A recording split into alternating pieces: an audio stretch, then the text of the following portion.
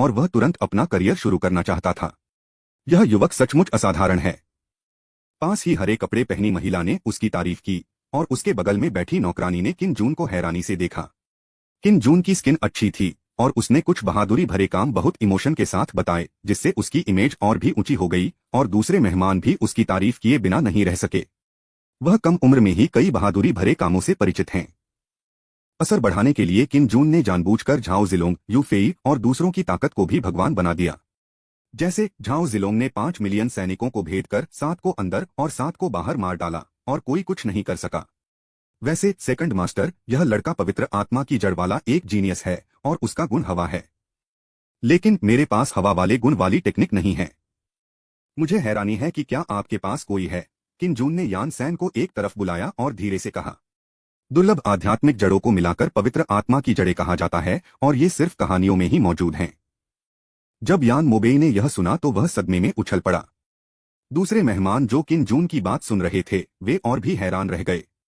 पवित्र आत्मा की जड़, इधर आओ मैं देख लेता हूं, गुआन यू ने मुंह बनाया।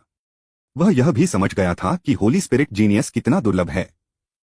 हरे कपड़े पहनी महिला ने अपना आपा खो दिया और अपने हाथ में चाय का कप कुचल दिया, फिर अचानक घूम गई। उसकी खूबसूरत आंखें हैरानी से भर गईं। यान सान आज्ञा मानते हुए गुआन यू के पास गया और उसने देखा कि गुआन यू ने अपना दाहिना हाथ उठाया और उसे अपनी तियानलिंग केप पर दबाया। उसके शरीर से आध्यात्मिक शक्ति फूट पड़ी, जिससे सराय में मौजूद सभी लोगों को ऐसा लगा जैसे दिल पर कोई भारी चोट लगी हो। किन जून के होठों का कोना ऊपर उठा। उसे डर नहीं था कि यान सान के पवित्र आत्मा होने की खबर फैल जाएगी। गुआन यू, दाजी और रोरिंग स्काई डॉग के होते हुए यान सान को उससे कौन छीन सकता था। वह सम्राट से मिलने से पहले मोमेंटम बनाना और अपनी अच्छी रेप्यूटेशन बनाना चाहता था। उसके कमांड में ताकतवर आदमी और सुपर जीनियस थे। भविष्य में अगर सम्राट उसे गुस्सा दिलाना चाहता है तो उसे सोचना होगा कि उसकी कलाई काफी मजबूत है या नहीं। जल्द ही गुआन यू ने अपना हाथ हटा लिया और मुश्किल अंदाज में कहा, यह सच में हवा वाली एक ही आध्यात्मिक जड़ है। जब ये शब्द निकले तो पूरी ऑडियंस में हंगामा मच गया। वे सभी गुआन यू की हड्डियों से निकलता घमंड महसूस कर सकते थे और उन्हें यह भी यकीन था कि गुआन यू झूठ नहीं बोलेगा।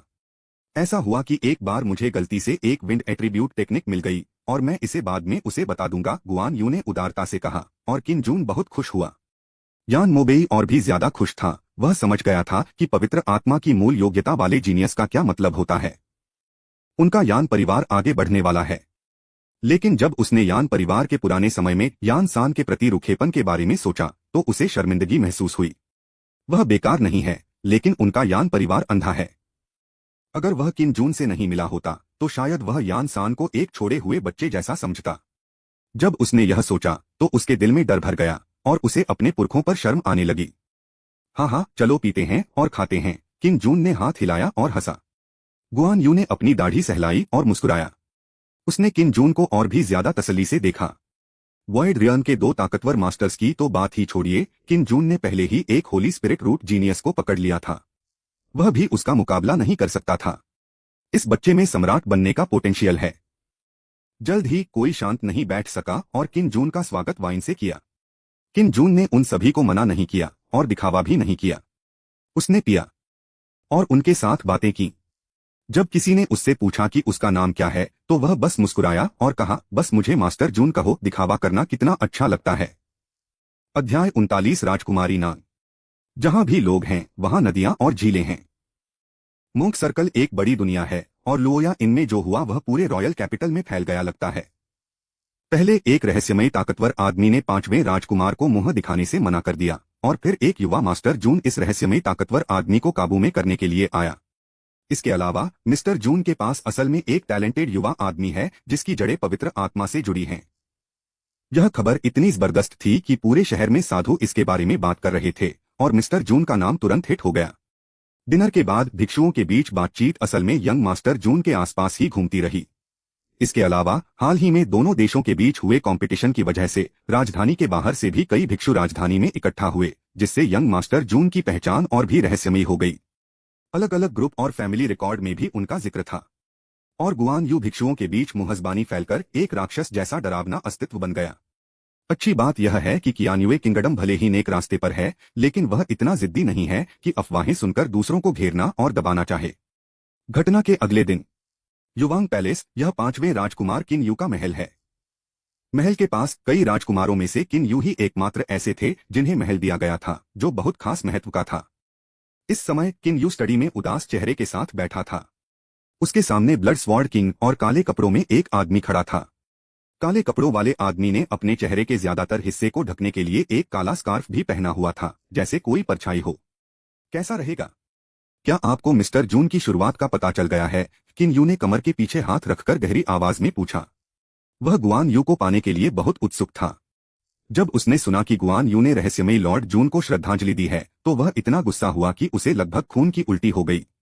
गुआन यू की वजह से वह दिखने में थोड़ा छोटा लग रहा था। गुआन यू, जो उनका मजाक उड़ा रहा था, मुड़ा और मिस्टर जून को झुककर प्रणाम किया। यह उनके चेहरे पर एक तमाचा था। कहा जाता है कि मिस्टर जून का लुक भी उनके जैसा ही जवान है। वह नहीं मिला। वह अचानक से प्रकट हो गया। शहर के गार्ड ने भी उसकी जानकारी रजिस्टर नहीं की, काले कपड़े पहने आदमी ने फुसफुसाते हुए कहा। बोलते हुए उसने स्टोरेज रिंग से एक पोर्ट्रेट निकाला और किन यू को देते हुए कहा, बेशक यह मिस्टर जून का चेहरा है जिसे लोया इनमें एक डाइनर ने बनाया है। किन यू ने पीछे हटकर देखा। उसके चेहरे पर सोच विचार था। अगर किन जून ने यह देखा तो वह निश्चित रूप से हंसेगा और पेशाब करेगा। अरे, चेहरे के आम फीचर्स के अलावा आप और क्या देख सकते हैं? किसी भी जवान आदमी के लिए एकदम सही। किन यू को इस पोर्ट्रेट में जून किन की परछाई बिल्कुल नहीं दिख रही थी। उसने पोर्ट्रेट हटा दिया, अपना सिर उठाया और कहा, आपको मिस्टर जून की जानकारी का पता लगाना जारी रखना होगा। दोनों देशों के बीच कंपटीशन में अभी 3 दिन बाकी हैं। सब कुछ टाल देना चाहिए, किन यू ने गंभीरता से कहा, सीधे ब्लड स्वॉर्ड किंग को घूरते हुए, जिससे ब्लड स्वॉर्ड गार्ड के पसीने छूटने लगे। ब्लड नाइफ गार्ड देखने में बहुत ठंडा लगता है, लेकिन उसे लोगों की औरतों को धमकाना पसंद है। अगर वह इतना ताकतवर नहीं होता और ब्लड नाइफ गार्ड को ट्रेनिंग देने में काबिल नहीं होता तो किन यू ने उससे बहुत पहले ही छुटकारा पा लिया होता। ठीक है, चलो नीचे उतरें। किन यू ने हाथ हिलाया और ब्लड नाइफ किंग और काले कपड़ों वाला आदमी जल्दी से स्टडी से बाहर चले गए। फिर से डेस्क पर बैठे हुए किन यू के चेहरे पर तनाव कम नहीं हुआ। उसने टेबल पर रखी कैंगलान किंगडम के दूतों की लिस्ट को देखा और बहुत देर तक होश में नहीं आ सका। इस बार कियान्युए किंगडम बड़ी मुसीबत में है। इस दिन किन जून यान सान को गुआन यू के कमरे में ले गया और दरवाजा खटखटाया। गुआन यू की आवाज आई, महाराज कृपया दरवाजा खोलकर अंदर आ जाइए। हालांकि वहां एक दरवाजा था, फिर भी वह बता सकता था कि बाहर कौन है। दरवाजे से अंदर आने के बाद उसने गुआन यू को टेबल पर बैठकर चाय पीते देखा।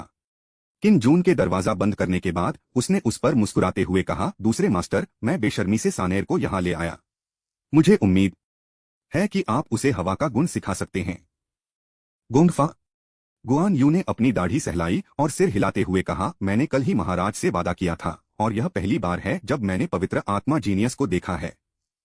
हालांकि उसे यह समझ नहीं आया कि किन जून ने उसे दूसरा मास्टर क्यों कहा, लेकिन उसे लगा कि यह बहुत उपयोगी था। कम से कम यह एक सम्मानसूचक शब्द है। वैसे सेकंड मास्टर, स्पिरिचुअल रूट्स क्या हैं? मैंने हमेशा मोक्स को कहते सुना है कि प्रैक्टिस करने के लिए आपके पास स्पिरिचुअल रूट्स होनी चाहिए, किन जून ने उत्सुकता से पूछा। उनके पहले वाले अनपढ़ थे और उनके पास कोई स्किल्स नहीं थी। किन जून खुद 1 महीने के लिए टाइम ट्रैवल करके आए थे। दाजी और जियो द सेलेस्टियल डॉग भी एक डेमन है, इसलिए वह इंसानी मोक्स के कॉमन सेंस के बारे में बहुत सी बातें नहीं समझता। गुआन यू ने उसे अजीब तरह से देखा और कहा, लिंगगन असल में एनर्जी को रिफाइन करने के गुण को बताता है। उदाहरण के लिए इस बच्चे में वाइंड स्पिरिट रूट की क्षमता है, जिसका असल में मतलब है हवा का गुण। अफ। किन जून का बूढ़ा चेहरा लाल हो गया और पसीने से तर हो गया। यह गुण निकला। उसे लगा कि आध्यात्मिक जड़ें ही असल में थीं। फिर किन जून ने खेती में आने वाली दिक्कतों पर सलाह मांगी और गुआन यू ने सब्र से जवाब दिया। लगातार 5 सवाल पूछने के बाद किन जून अपनी मर्जी से चला गया, जिससे गुआन यू और यान सान के लिए समय निकल गया। बाहर जाने के बाद किन जून अपने कमरे में वापस नहीं गया, बल्कि बोर हो गया और आराम करने के लिए नीचे जाकर ड्रिंक लेना चाहता था। उसी समय लोया इनमें एक बिन बुलाया मेहमान आ गया। मिस्टर जून कहाँ है? वह कहाँ है? उसे बाहर निकालो और मुझे दिखाओ। एक ओरियोल जैसी अलौकिक महिला की आवाज लोया इनमें दाखिल हुई और पीले रंग की एक लड़की अंदर आई। उसके पीछे क्यूई रिफाइनिंग रेन के 8वें लेवल पर 4 गार्ड थे। लड़की का चेहरा नाजुक है और भले ही वह लंबी नहीं है, लेकिन वह स्मार्ट और छोटी दिखती है। उसकी बड़ी और स्मार्ट आंखों पर लंबी पलकें चालाकी से भरी हैं और उसका छोटा चेरी जैसा मुंह ऊपर उठा हुआ है और उसका घुमाव कपड़ों के हैंगर पर लटकाया जा सकता है। जैसे ही वह अंदर आई, सराय में मौजूद लोगों ने हैरानी नहीं दिखाई बल्कि बेबसी और डर दिखाया। हालांकि लड़की सुंदर है, लेकिन उसका स्टेटस अजीब है और कोई भी उस पर उंगली उठाने की हिम्मत नहीं करता, क्योंकि उसका नाम नान युक्सिन है। उसके पिता शाही राजधानी और यहां तक कि राज्य में भी एक बहुत अहम व्यक्ति हैं। देश पर राज करने वाले जनरल नानमेंग मॉर्टल रेल में एक ताकतवर आदमी हैं। हालांकि उन्होंने अभी अभी पहले लेवल में कदम रखा है, लेकिन वे निश्चित रूप से राज्य में सबसे एडवांस्ड कॉम्बैट पावर हैं। जहां तक 3 बड़े पंथों के मॉर्टल रेन की बात है, एक ताकतवर आदमी हफ्ते के दिनों में राज्य के मामलों के बारे में नहीं पूछेगा और तभी कोई एक्शन लेगा जब कियान्यू किंगडम खत्म होने की कगार पर हो। जैसे ही दुकानदार ने उत्साही नान युक्सिन को देखा, उसे अचानक सिरदर्द होने लगा। यह आंटी यहाँ क्यों है? मिस्टर जून कहाँ है? वह कहाँ है? नान युक्सिन उत्साह से चिल्लाई, जैसे कि वह मिस्टर जून से लड़ने वाली हो। किन जून, जो अभी अभी बिल्डिंग के कोने पर पहुंचा था, उसने नान युक्सिन को एक नजर में देखा और इतना डर गया कि वह जल्दी से पीछे हट गया। हालांकि उनके पहले वाले राजधानी में एक प्लेबॉय के तौर पर मशहूर थे, लेकिन एक इंसान था जिससे उन्हें सबसे ज्यादा डर लगता था, और वह था नान युक्सिन। एक जनरल की बेटी होने के नाते नान युक्सिन का क्यूआई रिफाइनिंग टैलेंट बहुत अच्छा है। वह 15 साल की उम्र में क्यूआई रिफाइनिंग के 7वें लेवल पर पहुंच गई है। नई पीढ़ी में बहुत कम लोग उसे दबा सकते हैं, जाहिर है कि किन जून से पहले वाले को छोड़कर, क्योंकि उसके पहले वाले अक्सर दूसरों को परेशान करते थे, इसलिए नान युक्सिन को जब भी वह उसे देखती थी, पीटा जाता था। बेशक शादी का कोई कॉन्ट्रैक्ट तो होगा ही। नान युक्सिन एक हारे हुए आदमी से शादी कैसे कर सकती थी, भले ही दूसरा आदमी कोई राजकुमार ही क्यों न हो। इसलिए जब भी दोनों मिलते, किन जून के पहले वाले को बहुत पीटा जाता था। पहले वाले ने बादशाह से शिकायत करने की कोशिश की, लेकिन बादशाह ने उसे डांट दिया। आखिर वह अपनी पत्नी को भी नहीं हरा सका, जो सच में शर्म की बात थी। किन जून को विश्वास था कि एक बार वह नीचे चला जाएगा तो उसे नान युक्सिन जरूर पहचान लेगी। उसके पास अपना काउंटर अटैक प्लान भी है, लेकिन उसकी पहचान पहले से सामने नहीं आ सकती। राजकुमारी नान, क्या आपका मिस्टर जून से कोई लेना देना है? दुकानदार ने सिरदर्द के साथ पूछा। हालांकि नान युक्सिन शाही परिवार की सदस्य नहीं थीं, लेकिन नान मेंग के रिश्ते की वजह से वह रानी की धर्मपुत्री बन गईं और उन्हें राजकुमारी का दर्जा मिला। इस कदम ने बेशक नान मेंग और शाही परिवार को एक साथ मजबूती से बांध दिया। मुझे लगता है कि बुक रिव्यू सेक्शन धीरे धीरे पॉपुलर हो रहा है। मुझे राहत है कि मैं अब अकेला प्लेयर नहीं रहा। हाँ। अध्याय 40, राजधानी में नंबर 1 जीनियस। बेशक मुझे उससे कुछ जरूरी काम है, नान युक्सिन ने साफ साफ कहा। उसका सुंदर चेहरा उत्साह से भरा हुआ था। उसकी बड़ी बड़ी आंखें मिस्टर जून को ढूंढने की कोशिश में लगातार पहली मंजिल पर नजर रख रही थीं। दुकानदार ने पूछा, क्या आपका मिस्टर जून से अपॉइंटमेंट है? अगर है तो यहीं इंतजार करें। नान युक्सिन बहुत ही बदतमीज थी। वह शायद मिस्टर जून के पास बातें करने आती थी, लेकिन उनके लिए नान युक्सिन को सीधे भगाना मुश्किल था। किसे पता था कि उसके पिता इतने अच्छे हैं? बस मुझे यह बताओ कि वह किस कमरे में रहता है। नान युक्सिन काउंटर पर गईं और हंस दी, लेकिन उनकी शरारती मुस्कान साफ तौर पर डराने वाली थी। दुकानदार के लिए तो और भी बड़ा सिरदर्द था। किन जून के लिए अपनी अच्छी भावना को नजरअंदाज करते हुए अगर उसने किन जून की जानकारी किसी को दी तो लुओया इनका साइनबोर्ड तोड़ दिया जाएगा। फक करना। इसी समय तीसरी मंजिल के कॉरिडोर से ठंडी खर्राटों की आवाज आई। नान युक्सिन ने ऊपर देखा और देखा कि सफेद कपड़े पहने एक जवान आदमी नीचे आ रहा है। उस जवान आदमी ने सफेद गॉज पहना हुआ था और सिर्फ एक जोड़ी आंखें दिख रही थीं। वह साफ तौर पर किन जून था। उन्होंने यह सफेद गॉज दाजी से उधार लिया था। नान युक्सिन की आंखें चमक उठीं। किन जून, जिसने सफेद गॉज पहना हुआ था, बहुत आकर्षक था। क्योंकि वह फाउंडेशन एस्टैब्लिशमेंट के दायरे से बाहर निकला था, उसकी स्किन गोरी थी और उसकी आंखें सितारों जितनी गहरी थीं। वह शानदार अंदाज में ताजगी से भरा और हैंडसम चलता था और उसकी इमेज एक हैंडसम नौजवान की थी। जब नान युक्सिन, जो अभी भी एक जवान लड़की की उम्र में थी, ने उसे देखा तो उसे लगा जैसे उसके दिल में कुछ खिल रहा है और उसका दिल तेजी से धड़कने लगा। जब से उसने मिस्टर जून के कामों के बारे में सुना था, तब से उसे उनमें बहुत दिलचस्पी हो गई थी। राजा में ऐसे ज्यादा लोग नहीं थे जो 5वें राजकुमार को दबा सकें। हालांकि 5वां राजकुमार किन यू भी अच्छा है, लेकिन नान युक्सिन उसके बुरे बर्ताव की वजह से उससे नफरत करती है। इसके अलावा किन यू अक्सर नान को शादी का प्रपोजल देता है, जिससे वह किन यू से और भी ज्यादा नफरत करने लगती है। इसलिए जब उसने सुना कि किसी ने किन यू का मजाक उड़ाया है तो वह उस समय हंस पड़ी। मैं कान से कान तक मुस्कुरा नहीं पाई। पता नहीं क्यों उसे मिस्टर जून के बारे में एक अजीब सी कल्पना थी। बेशक यह दुनिया के अच्छे लोगों द्वारा किन जून की तारीफ की वजह से था।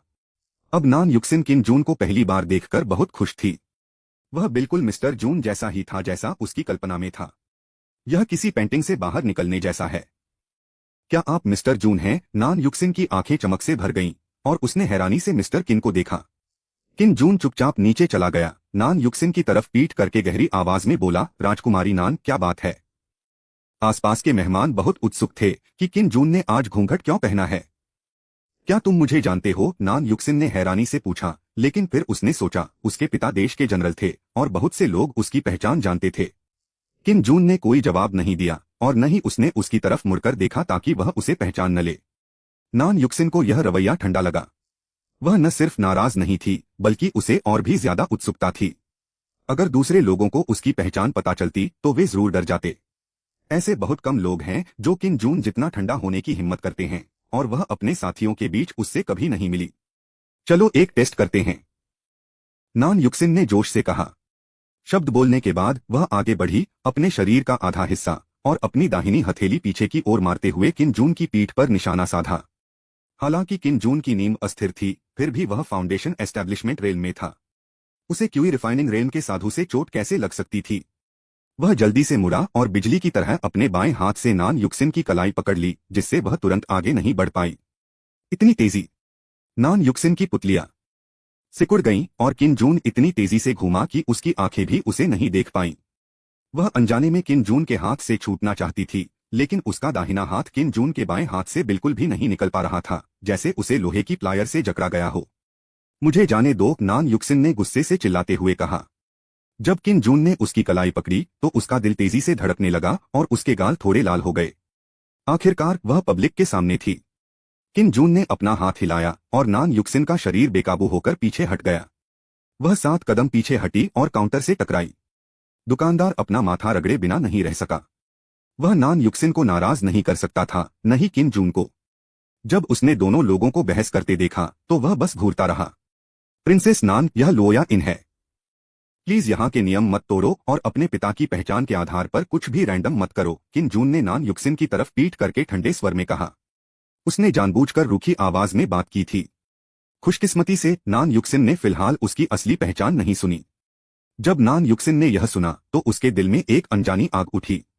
उसने अपने हाथों को मुट्ठियों में भींच लिया, अपना शरीर सीधा किया, दांत पीसते हुए कहा, मैंने कुछ गलत कैसे किया? हे। नान युक्सिन को अचानक बुरा लगा जब उसने किन जून की पीठ देखी।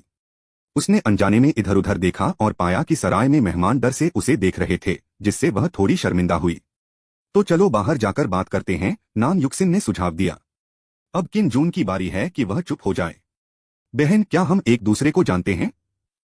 नान युक्सिन समझ गई कि किन जून क्या सोच रहा है और उसने जल्दी से समझाया, मैं बस यह जानना चाहती हूं कि मिस्टर जून किस तरह के इंसान हैं। एक मास्टर जिसे किन यू भी नहीं हरा सकता, उसे तुमने हरा दिया। किन जून ने बेसब्री से कहा, तुम मेरे मुकाबले में नहीं हो, जल्दी से चले जाओ। आसपास के मेहमान हैरान हुए जब उन्होंने सुना कि बेकाबू राजकुमारी नान भी गाड़ी चलाकर जाने की हिम्मत कर रही है। सच में अपने मातहतों की तरह ही एक मालिक भी था। गुआन यू ने 5वें राजकुमार को कोई इज्जत नहीं दी और किन जून ने नान युक्सिन को कोई इज्जत नहीं दी। नान युक्सिन इतनी गुस्से में थी कि वह कांप रही थी। उसने किन जून की तरफ उंगली उठाई और काफी देर तक चुप रही। आखिर में उसने ठंडी सांस ली और जाने के लिए मुड़ी। चारों अटेंडेंट ने उत्सुकता से किन जून को देखा और जल्दी से उसके पीछे पीछे चल दिए। यह पहली बार था जब उन्होंने किसी को नान युक्सिन का सामना करने से मना करने की हिम्मत करते देखा। और वह अभी भी उसी उम्र का लड़का है। नान युक्सिन के जाने के बाद किन जून ने राहत की सांस ली। वह समझ गया था कि आज उसने जो किया है उससे नान युक्सिन उसे तब तक परेशान करेगी जब तक वह उसे हरा नहीं देती, लेकिन उसे इसकी परवाह नहीं थी, क्योंकि दोनों देशों के बीच होने वाले मुकाबले में अभी 3 दिन बाकी हैं।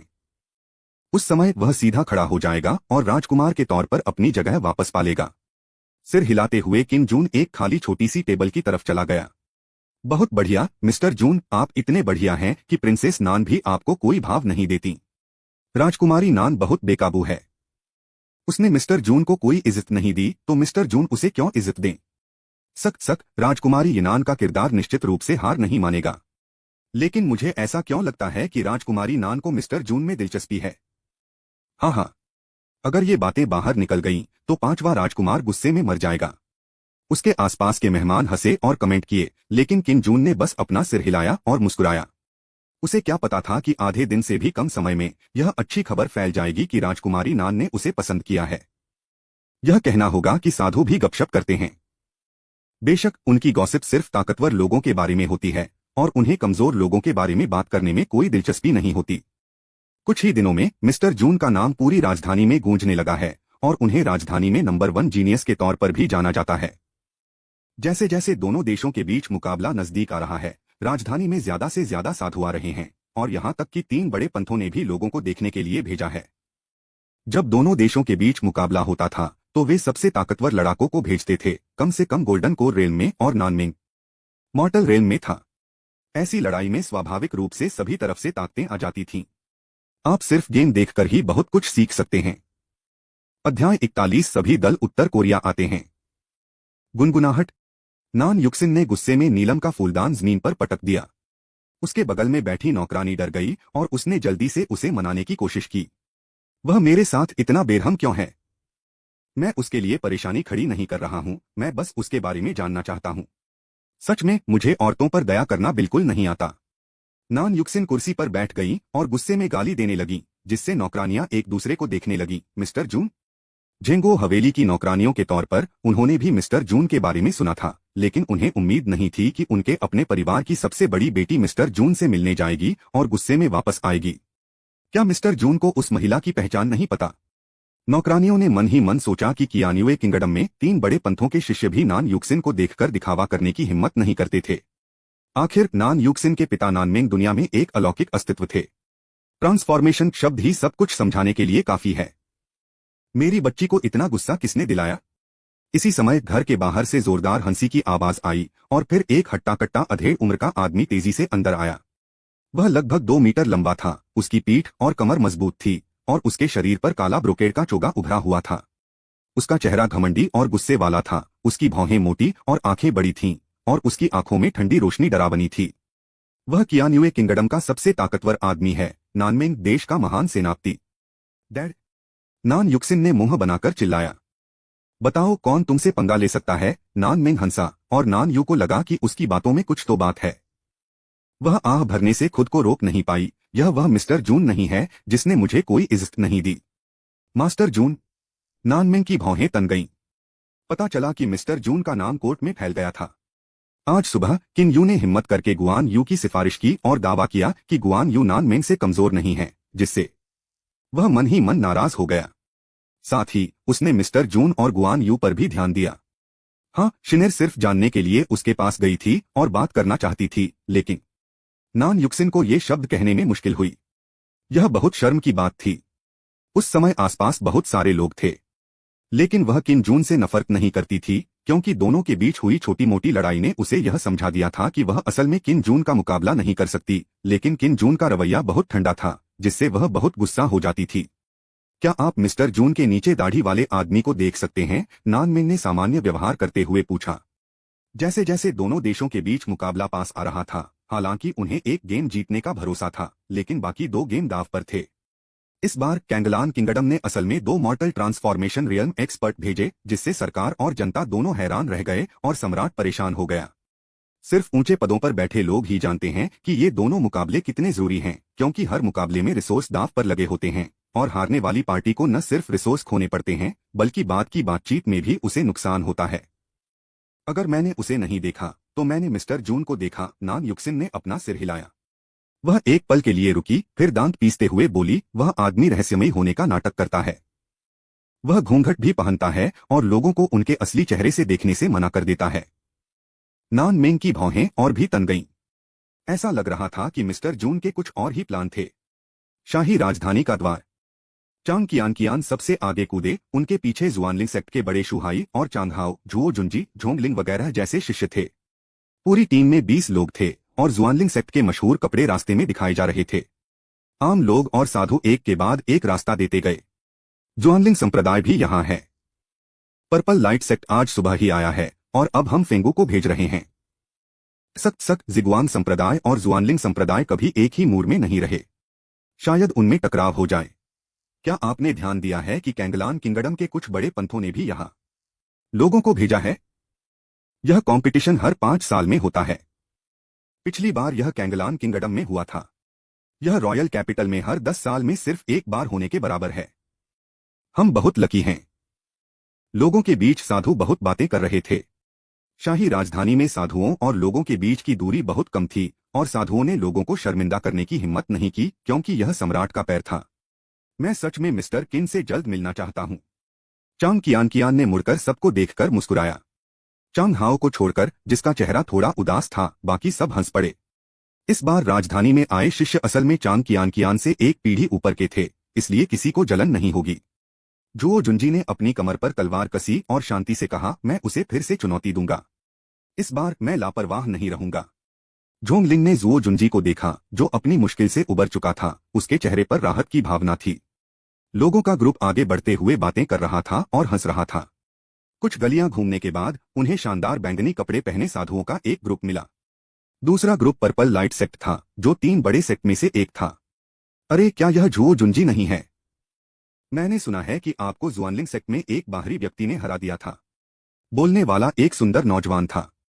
वह अपने हाथ में पंख वाला पंखा हिला रहा था और उसकी पीक फाउंडेशन एस्टैब्लिशमेंट रियल्म की आभा साफ दिख रही थी, जिससे सड़क के दोनों तरफ खड़े साधु डर से कांप रहे थे। लू शुआनफेंग, मुसीबत मत ढूंढो। झोंगलिंग ने गहरी आवाज में चिल्लाकर कहा, यह यूफान नौजवान जिगुआंग सेक्ट का नंबर 1 जीनियस है। लू जुआनफेंग कियान्युए किंगडम में जुओ जुंजी के बाद दूसरे नंबर पर है और अपने सेक्ट की युवा पीढ़ी का लीडर भी है। शुहाई ने ठंडी आवाज में कहा, लेकिन वह एक बुजुर्ग थे और उनके लिए नई पीढ़ी की लड़ाई में शामिल होना आसान नहीं था, वरना अगर बात फैल गई तो शर्मिंदगी होगी। मैं चाहे किसी से भी हार जाऊं, मैं तुम्हें हरा सकता हूं, यहां तक कि उन्हें भी जो मुझसे हार गए हैं। जुओ जुंजी ने लू जुआनफेंग को घूरा और नफरत से मुस्कुराया, जिससे उसके पीछे खड़े उसके क्लासमेट्स ताली बजाए बिना नहीं रह सके। उसके आसपास के लोग और साधु आह भरने से खुद को रोक नहीं पाए। वह सच में राज्य का नंबर 1 जीनियस था। वह रौबदार अंदाज में बात करता था। लू शुआनफेंग का चेहरा भी अच्छा नहीं लग रहा था। उसने ठंडी आवाज में कहा, मैं तुम्हें हरा दूंगा, लेकिन उससे पहले मैं अभी की राजधानी में सबसे मशहूर मिस्टर जून को चुनौती दूंगा। मिस्टर जून? जुओ जुंजी और दूसरों के चेहरों पर शक था। चांग कियान ने गहरी जिज्ञासा से अपनी बड़ी बड़ी आंखें झपकाईं। बस यह नाम सुनकर ही उसे पता चल गया कि यह व्यक्ति कुछ खास है। लू जुआनफेंग ने अपने पंख वाले पंखे को हल्के से हिलाया और मुस्कुराते हुए मुड़ा, जुओ जुंजी, तुम कितने भी मजबूत क्यों न हो, तुम्हारी भी कुछ सीमाएं होंगी। तुम अभी भी मास्टर जुन के हुनर से बहुत पीछे हो। ऐसा कहने के बाद वह जिगुआंग संप्रदाय के शिष्यों के एक समूह के साथ चले गए। लेकिन उसकी बातों से जुओ जुंजी का चेहरा उतर गया और उसके आसपास के भिक्षुओं को भी लगा कि यह ठीक है। मिस्टर जुन के पास खुद अच्छी साधना है और वे बहुत ताकतवर आदमियों को भी हरा सकते हैं। उनके पास पवित्र आत्मा की जड़ वाला एक जीनियस भी है। वह भविष्य में जरूर एक टाइकून बनेगा। इसकी तुलना में जुओ जुंजी सिर्फ एक मजबूत पर्सनल टैलेंट वाला इंसान है। क्या वह जुआनलिंग बन सकता है? संप्रदाय का लीडर अभी भी एक समस्या है। आखिरकार चांग तियान्यू सिंहासन छोड़ने से बहुत दूर है। जुआनलिंग सेक्ट के सभी लोगों ने एक दूसरे को देखा, लेकिन उन सभी को मिस्टर जुन का नाम याद था। लो या इन। दस्तक दस्तक। किन जून, जो प्रैक्टिस कर रहा था, अचानक दरवाजे पर दस्तक से रुक गया। उसने पूछा, कौन है? छोटी लड़की फीनिक्स जा रही है। मुझे उम्मीद है कि मिस्टर जून उसकी तारीफ करेंगे और उससे मिलेंगे। दरवाजे के बाहर से चांदी की घंटी जैसी एक औरत की आवाज आई। आवाज से अंदाजा लगाया जा सकता है कि वह जरूर खूबसूरत औरत होगी। किन जून ने मन ही मन सोचा कि उसने यू फेंगहुआंग का नाम कभी नहीं सुना था, लेकिन वह डरा नहीं। दहाड़ता हुआ आसमानी कुत्ता उसके बगल में सो रहा था। अंदर आएं। सर, सहमत होने के लिए धन्यवाद। शब्द निकलने के बाद दरवाजा खोला गया और वह उन रहस्यमयी मेहमानों में से एक थी जिनसे लोया इनको पंगा नहीं लेना चाहिए। हरे रंग की महिला। अध्याय 42। Grand tutor Jiajun. Miss you, क्या बात है? किन जून ने बिस्तर पर पालथी मारकर बैठते हुए पूछा। उसने यू फेंगहुआंग को भी देखा था, लेकिन उसे उम्मीद नहीं थी कि यह महिला उसके पास आने की पहल करेगी। वह यह जानने को लेकर बहुत उत्सुक था कि घूंघट के नीचे यू फीनिक्स का चेहरा कैसा होगा। क्या यह शानदार होगा या बहुत ही बदसूरत? मुझे हैरानी है कि क्या यंग मास्टर जून ने कभी नानमिंग होली कल्ट के बारे में सुना है। यू फेंगहुआंग ने किन जून को झुककर प्रणाम किया और फिर हंसते हुए पूछा। अपने सुंदर फिगर और दिल को छू लेने वाली आवाज से वह पक्का लड़कों को मारने वाला है। नानमिंग पवित्र संप्रदाय।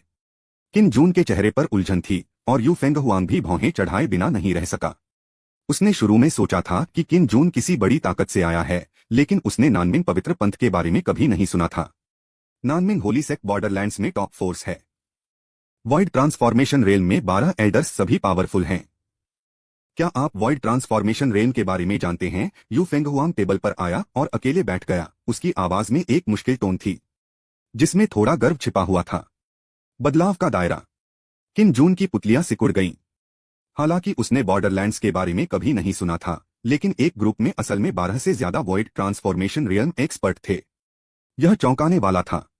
बेशक मुझे वॉइड ट्रांसफॉर्मेशन रियल्म के बारे में पता है, और मेरा दूसरा मास्टर एक मजबूत वॉइड रियल्म मास्टर है। किन जून ने अपनी भौहें उठाईं और कहा, अगर तुम हार गए तो तुम लड़ाई नहीं हारे। डरपोक मत बनो। यू फेंगुआंग का नाजुक शरीर कांप उठा। उसने उसे गहराई से देखा, फिर से अपनी मुट्ठियां भींची और कहा, लगता है उस लड़की ने जवान मालिक को कम आका है। उसने टॉपिक बदला और गंभीरता से कहा, नानमिंग होली सेक्ट में शामिल हो जाओ।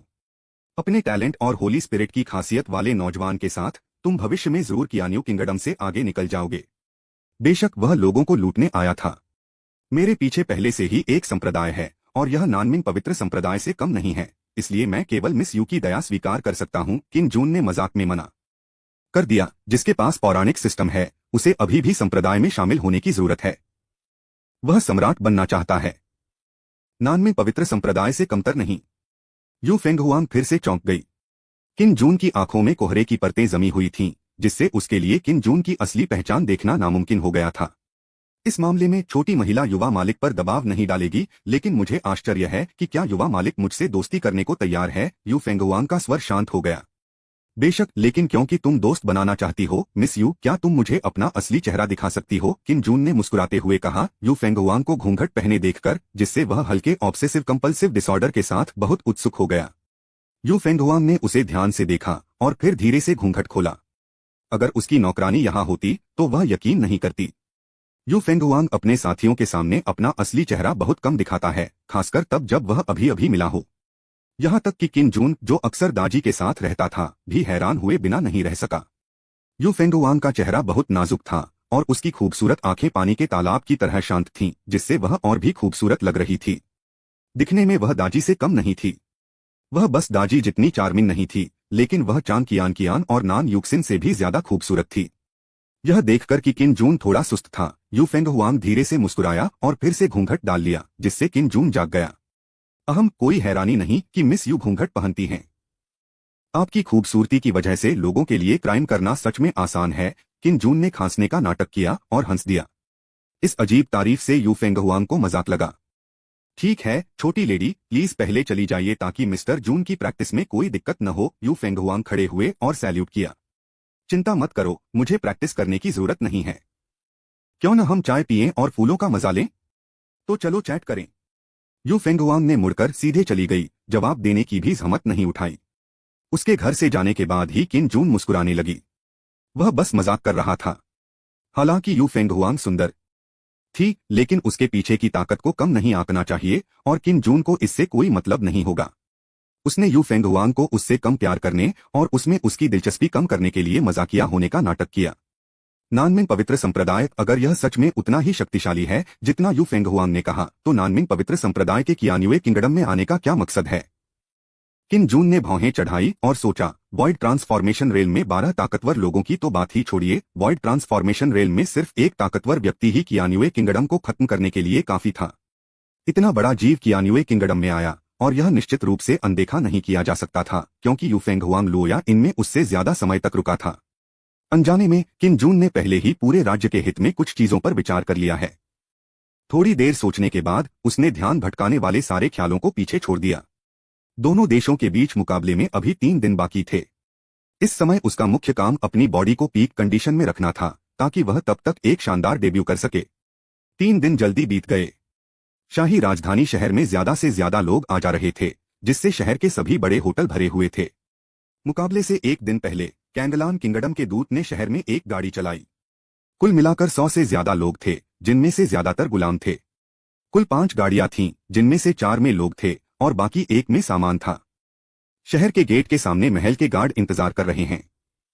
लीडर अभी के ग्रैंड मास्टर जिया जुन हैं।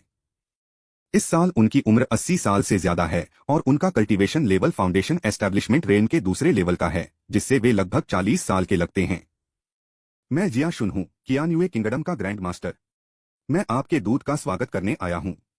महाराज ने आपके देश के रहने के लिए एक हवेली तैयार की है।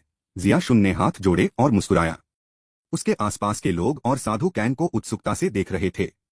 ब्लू किंगडम के दूत किसी की भी जोर से बोलने की हिम्मत नहीं हुई। मास्टर लाओ जिया रास्ता दिखाएंगे। आगे वाली गाड़ी से एक बेरुखी भरी आवाज आई, जिससे जिया जुन का चेहरा थोड़ा सा तन गया।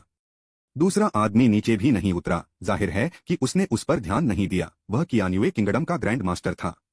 कियान्युए किंगडम में जिया शुन को एक व्यक्ति से कमतर और 10,000 लोगों से बेहतर कहा जा सकता है। बेशक जनरल नान मेंग उसके बराबर हैं, फिर भी दूसरी पार्टी ने उसे गंभीरता से नहीं लिया, जिससे पता चलता है कि कैंगलान किंगडम का रवैया कितना घमंडी है। सच कहूं तो कियान्युए किंगडम की नेशनल पावर कैंगलान किंगडम से कम है, लेकिन अंतर ज्यादा नहीं है। अगर दोनों देशों के बीच युद्ध छिड़ जाता है तो कुछ दशकों में विजेता का पता लगाना मुश्किल हो जाएगा और उन पर आसपास के दूसरे राज्यों द्वारा हमला भी किया जा सकता है।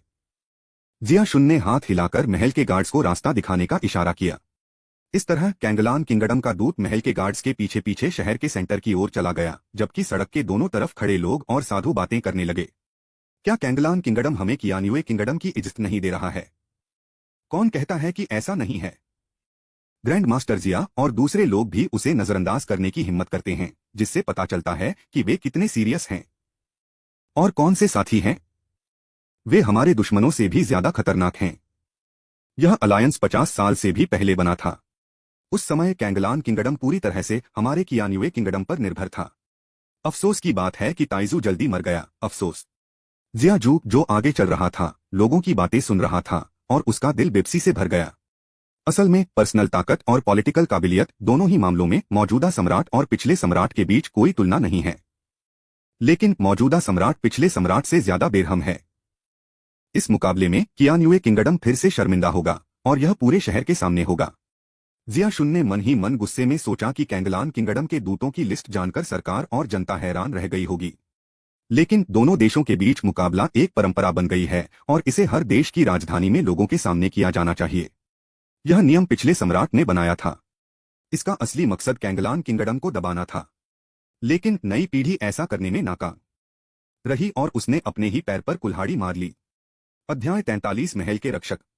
यह खबर कि कैंगलान किंगडम के दूत ने ताइशी जिया शुन को नजरअंदाज किया तेजी से फैल गई, जिससे अनगिनत लोग और भिक्षु नाराज हो गए और राजधानी का माहौल भी गंभीर हो गया। जब यह खबर लोया इन पहुंची तो किन जून ने इसे सुनकर ताली बजाई और खुशी से झूम उठे। बूढ़े जिया जुन, तुमने तब मेरे लिए मुसीबत खड़ी की थी और अब तुम यहाँ भी हो। किन जून बहुत खुश हुआ। जैसे जैसे समय बीता वह अपने पहले वाले की याद में पूरी तरह घुल मिल गया, जो इस शरीर में उसके किन जून होने के बराबर था। अपने पहले वाले के साथ 16 साल के अनुभव ने उसे भी ऐसा ही महसूस कराया। जब उस पर खजाने में हेराफेरी का आरोप लगा तो जिया शुन नाम के एक बूढ़े आदमी ने दरबार में अपनी इज्जत बढ़ाने के लिए उसका अलग अलग तरीकों से इस्तेमाल किया। उस समय के दृश्य के बारे में सोचकर किन जून को गुस्सा आया। लेकिन कैंगलान किंगडम बहुत घमंडी है और यह साफ है कि यह कियान्यू किंगडम को गंभीरता से नहीं लेता है। बेस्ट ऑफ 3 शोडाउन में कियान्यू किंगडम के पास नानमेंग है, जो मॉर्टल रेल में है, और फिर उसे गोल्डन कोर रेन के पीक पर 2 मजबूत आदमी मिलते हैं। यह मुश्किल भी नहीं है। किन जून जितना ज्यादा इस बारे में सोचता उतना ही वह और नाराज होता जाता। नानमेंग की इज्जत सिर्फ कियान्युए किंगडम में ही नहीं बल्कि आसपास के दूसरे राज्यों में भी काफी मशहूर थी। क्या यह संभव है कि कैंगलान किंगडम को मॉर्टल ट्रांसफॉर्मेशन रेल में 2 या 3 शक्तिशाली लोग मिल जाएं? अगर नानमेंग भी हार जाता है तो गुआन यू के लिए स्थिति को पलटना मुश्किल होगा, भले ही वह एक गेम जीत जाए। लगता है हमें जल्दी प्लान बनाना होगा। किन जून ने अपनी ठुड्डी रगड़ी और जवाबी कार्रवाई के बारे में सोचा। दोनों देशों के बीच इस लड़ाई में उसने अपनी ताकत को जनता के सामने लाने का प्लान बनाया, ताकि सरकार और जनता को झटका लगे, ताकि सम्राट जल्दबाजी में कोई कदम उठाने की हिम्मत न कर सके। फिर किन यू की ताकत धीरे धीरे छीन ली, जब तक कि वह निराश न हो जाए। इसके अलावा वह खुद को मजबूत बनाने के लिए अलग अलग कामों को शुरू करने के लिए पावर के लिए लड़ने के प्रोसेस का भी इस्तेमाल कर सकता है। वह अभी भी बहुत कमजोर है। उस रात किन जून और दूसरे लोग डिनर के लिए पहली मंजिल पर बैठे थे। वह दाजी, गुआन यू और यान मोबेई एक ही टेबल पर थे। यान मोबेई के 3 नौकर बच्चों के साथ दूसरी 2 टेबल पर थे। 5 लेवल पार करो और 6 जनरलों को मार डालो। बहुत बढ़िया। गुआन यू ने टेबल पर थप्पड़ मारा और जोर से चिल्लाया, इतना डर गया कि किन जून ने उसके हाथ से चॉपस्टिक लगभग छीन ली। बेशक आपको इसके बारे में अच्छा लग रहा है, हीरो आप हैं। किन जून चुप था, लेकिन गुआन यू का चेहरा लाल खजूर की तरह लाल था, जैसे उसने शराब पी रखी हो। उसने अपनी खुशी दबाई और पूछा, आगे क्या हुआ? दाजी और यान मोबेई भी किन जून को उत्सुकता से देख रहे थे। पहली मंजिल पर खाना खाने वाले सभी लोग सुन रहे थे।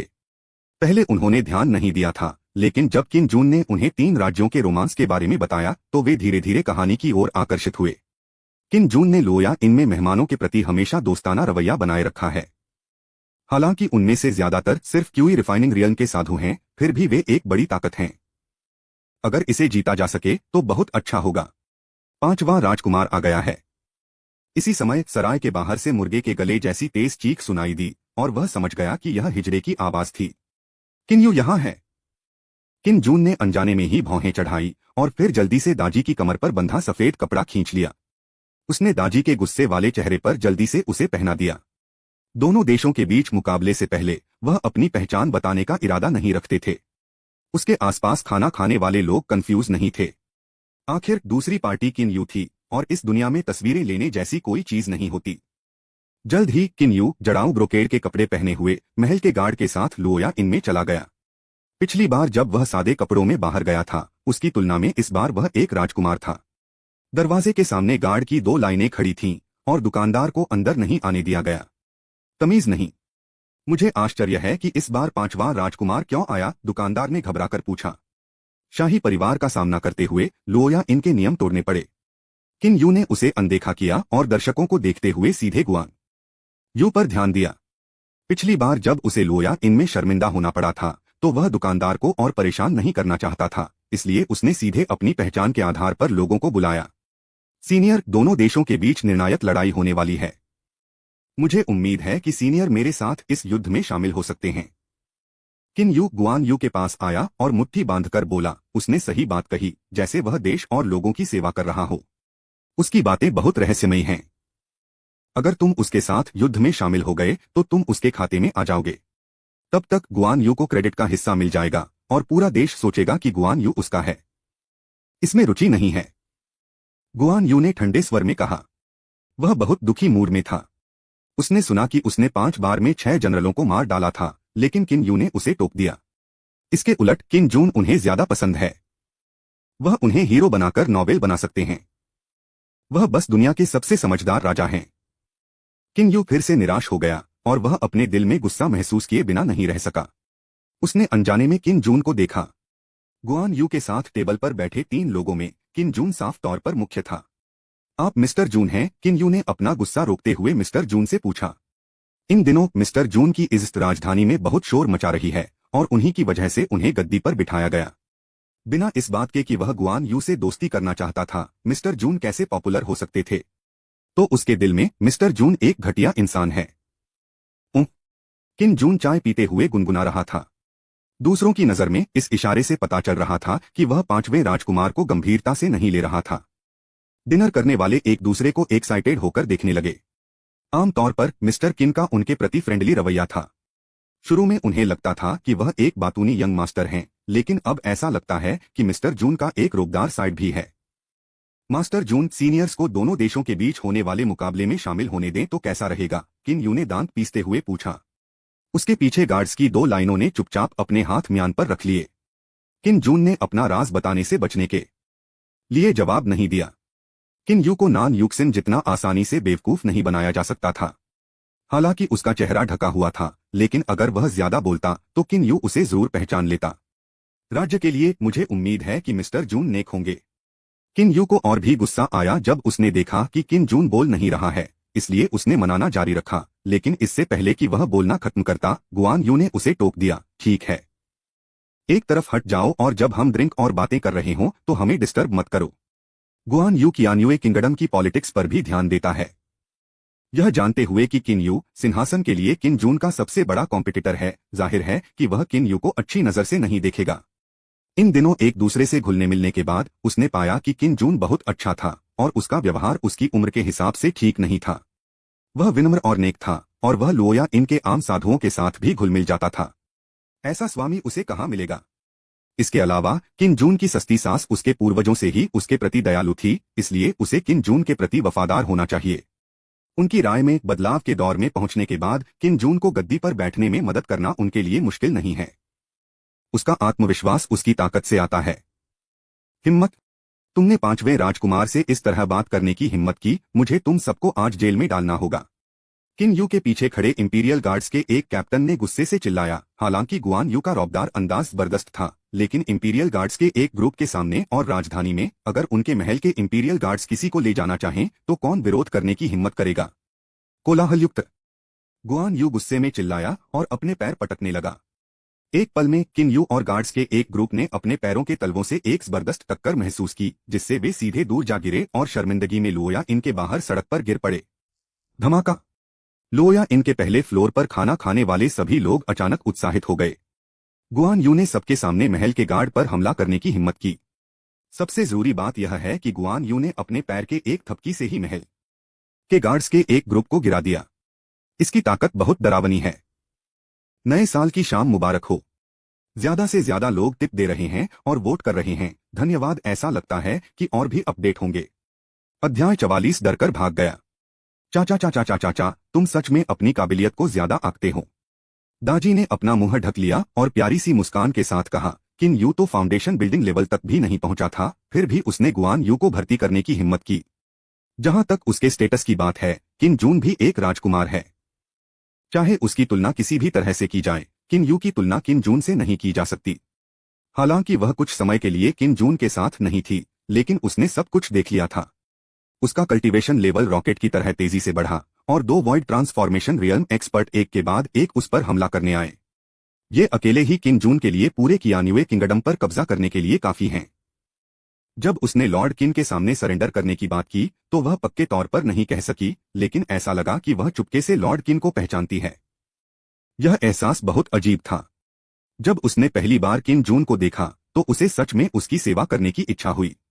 अब पीछे मुड़कर देखती है तो यह अद्भुत था। किन जून के साथ घुलने मिलने से वह किन जून को और भी ज्यादा पसंद करने लगी और अनजाने में ही यह समझदार लेकिन गलत नौजवान उसके दिल में घर कर गया था। हम इस राजकुमार की आंखों में एक तेज चमक है और वह साफ तौर पर मुझसे बहुत नाखुश है।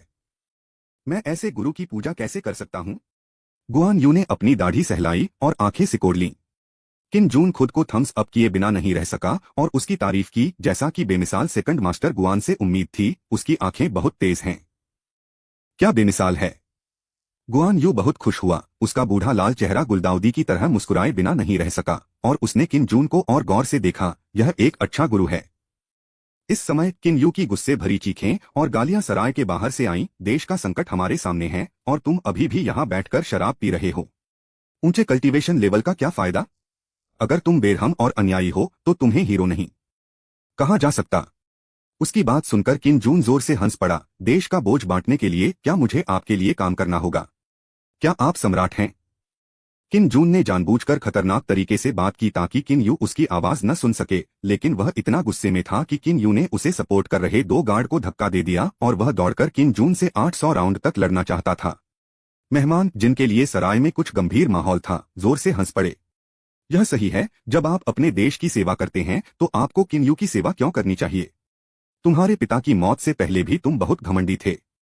अगर तुम सच में भविष्य में राजगद्दी पर बैठे तो क्या तुम जिसे चाहो उस पर हुक्म नहीं चला पाओगे। लोया इनमें इकट्ठा हुए साधु असल में अकेले रहने वाले थे और उनमें से ज्यादातर को आजादी पसंद थी, इसलिए किन यू के बर्ताव से उन्हें घिन आने लगी। मैं तुम्हें 5 सांसें दूंगा, बाहर निकलो। गुआन यू ने ठंडे स्वर में चिल्लाया। उसकी आवाज जमीन पर बिजली कड़कने जैसी थी, जिससे सब कांप उठे। किन जून अपने तीसरे भाई हिजरे झांग यिदे के बारे में सोचे बिना नहीं रह सका, जिसने डांगयान पुल तोड़ दिया था। बा यान से झांग यिदे। हालांकि झांग फेई भगवान नहीं बन पाया है और वह निश्चित रूप से आज गुआन यू जितना अच्छा नहीं है। किन यू और सराय के बाहर मौजूद दूसरे लोग लगभग डर के मारे मर गए थे, खासकर इसलिए क्योंकि गुआन यू का खूनी इरादा उन पर हावी था, जिससे उन्हें ऐसा लग रहा था जैसे वे किसी ठंडे तहखाने में हों और पूरे साल शांतिपूर्ण राजधानी में रह रहे हों। किन यू की तो बात ही छोड़िए, शाही महल ने भी उन पर बैन लगा दिया था। वे ने कभी इतना डरावना खूनी इरादा महसूस नहीं किया था। जैसे जैसे हर सेकंड बीतता गया, हत्या का इरादा दोगुना होता गया, जिससे वे आगे बढ़ने से डरने लगे। 5 सांसों का समय बहुत कम था। आखिर में किन यू अभी भी जानलेवा इरादे को रोक नहीं सका और जल्दी से चिल्लाया, पीछे हटो, पीछे हटो। यह कहने के बाद वह पीछे मुड़ा और भाग गया, इस डर से कि गुआन यू बाहर आकर उसे मार डालेगा।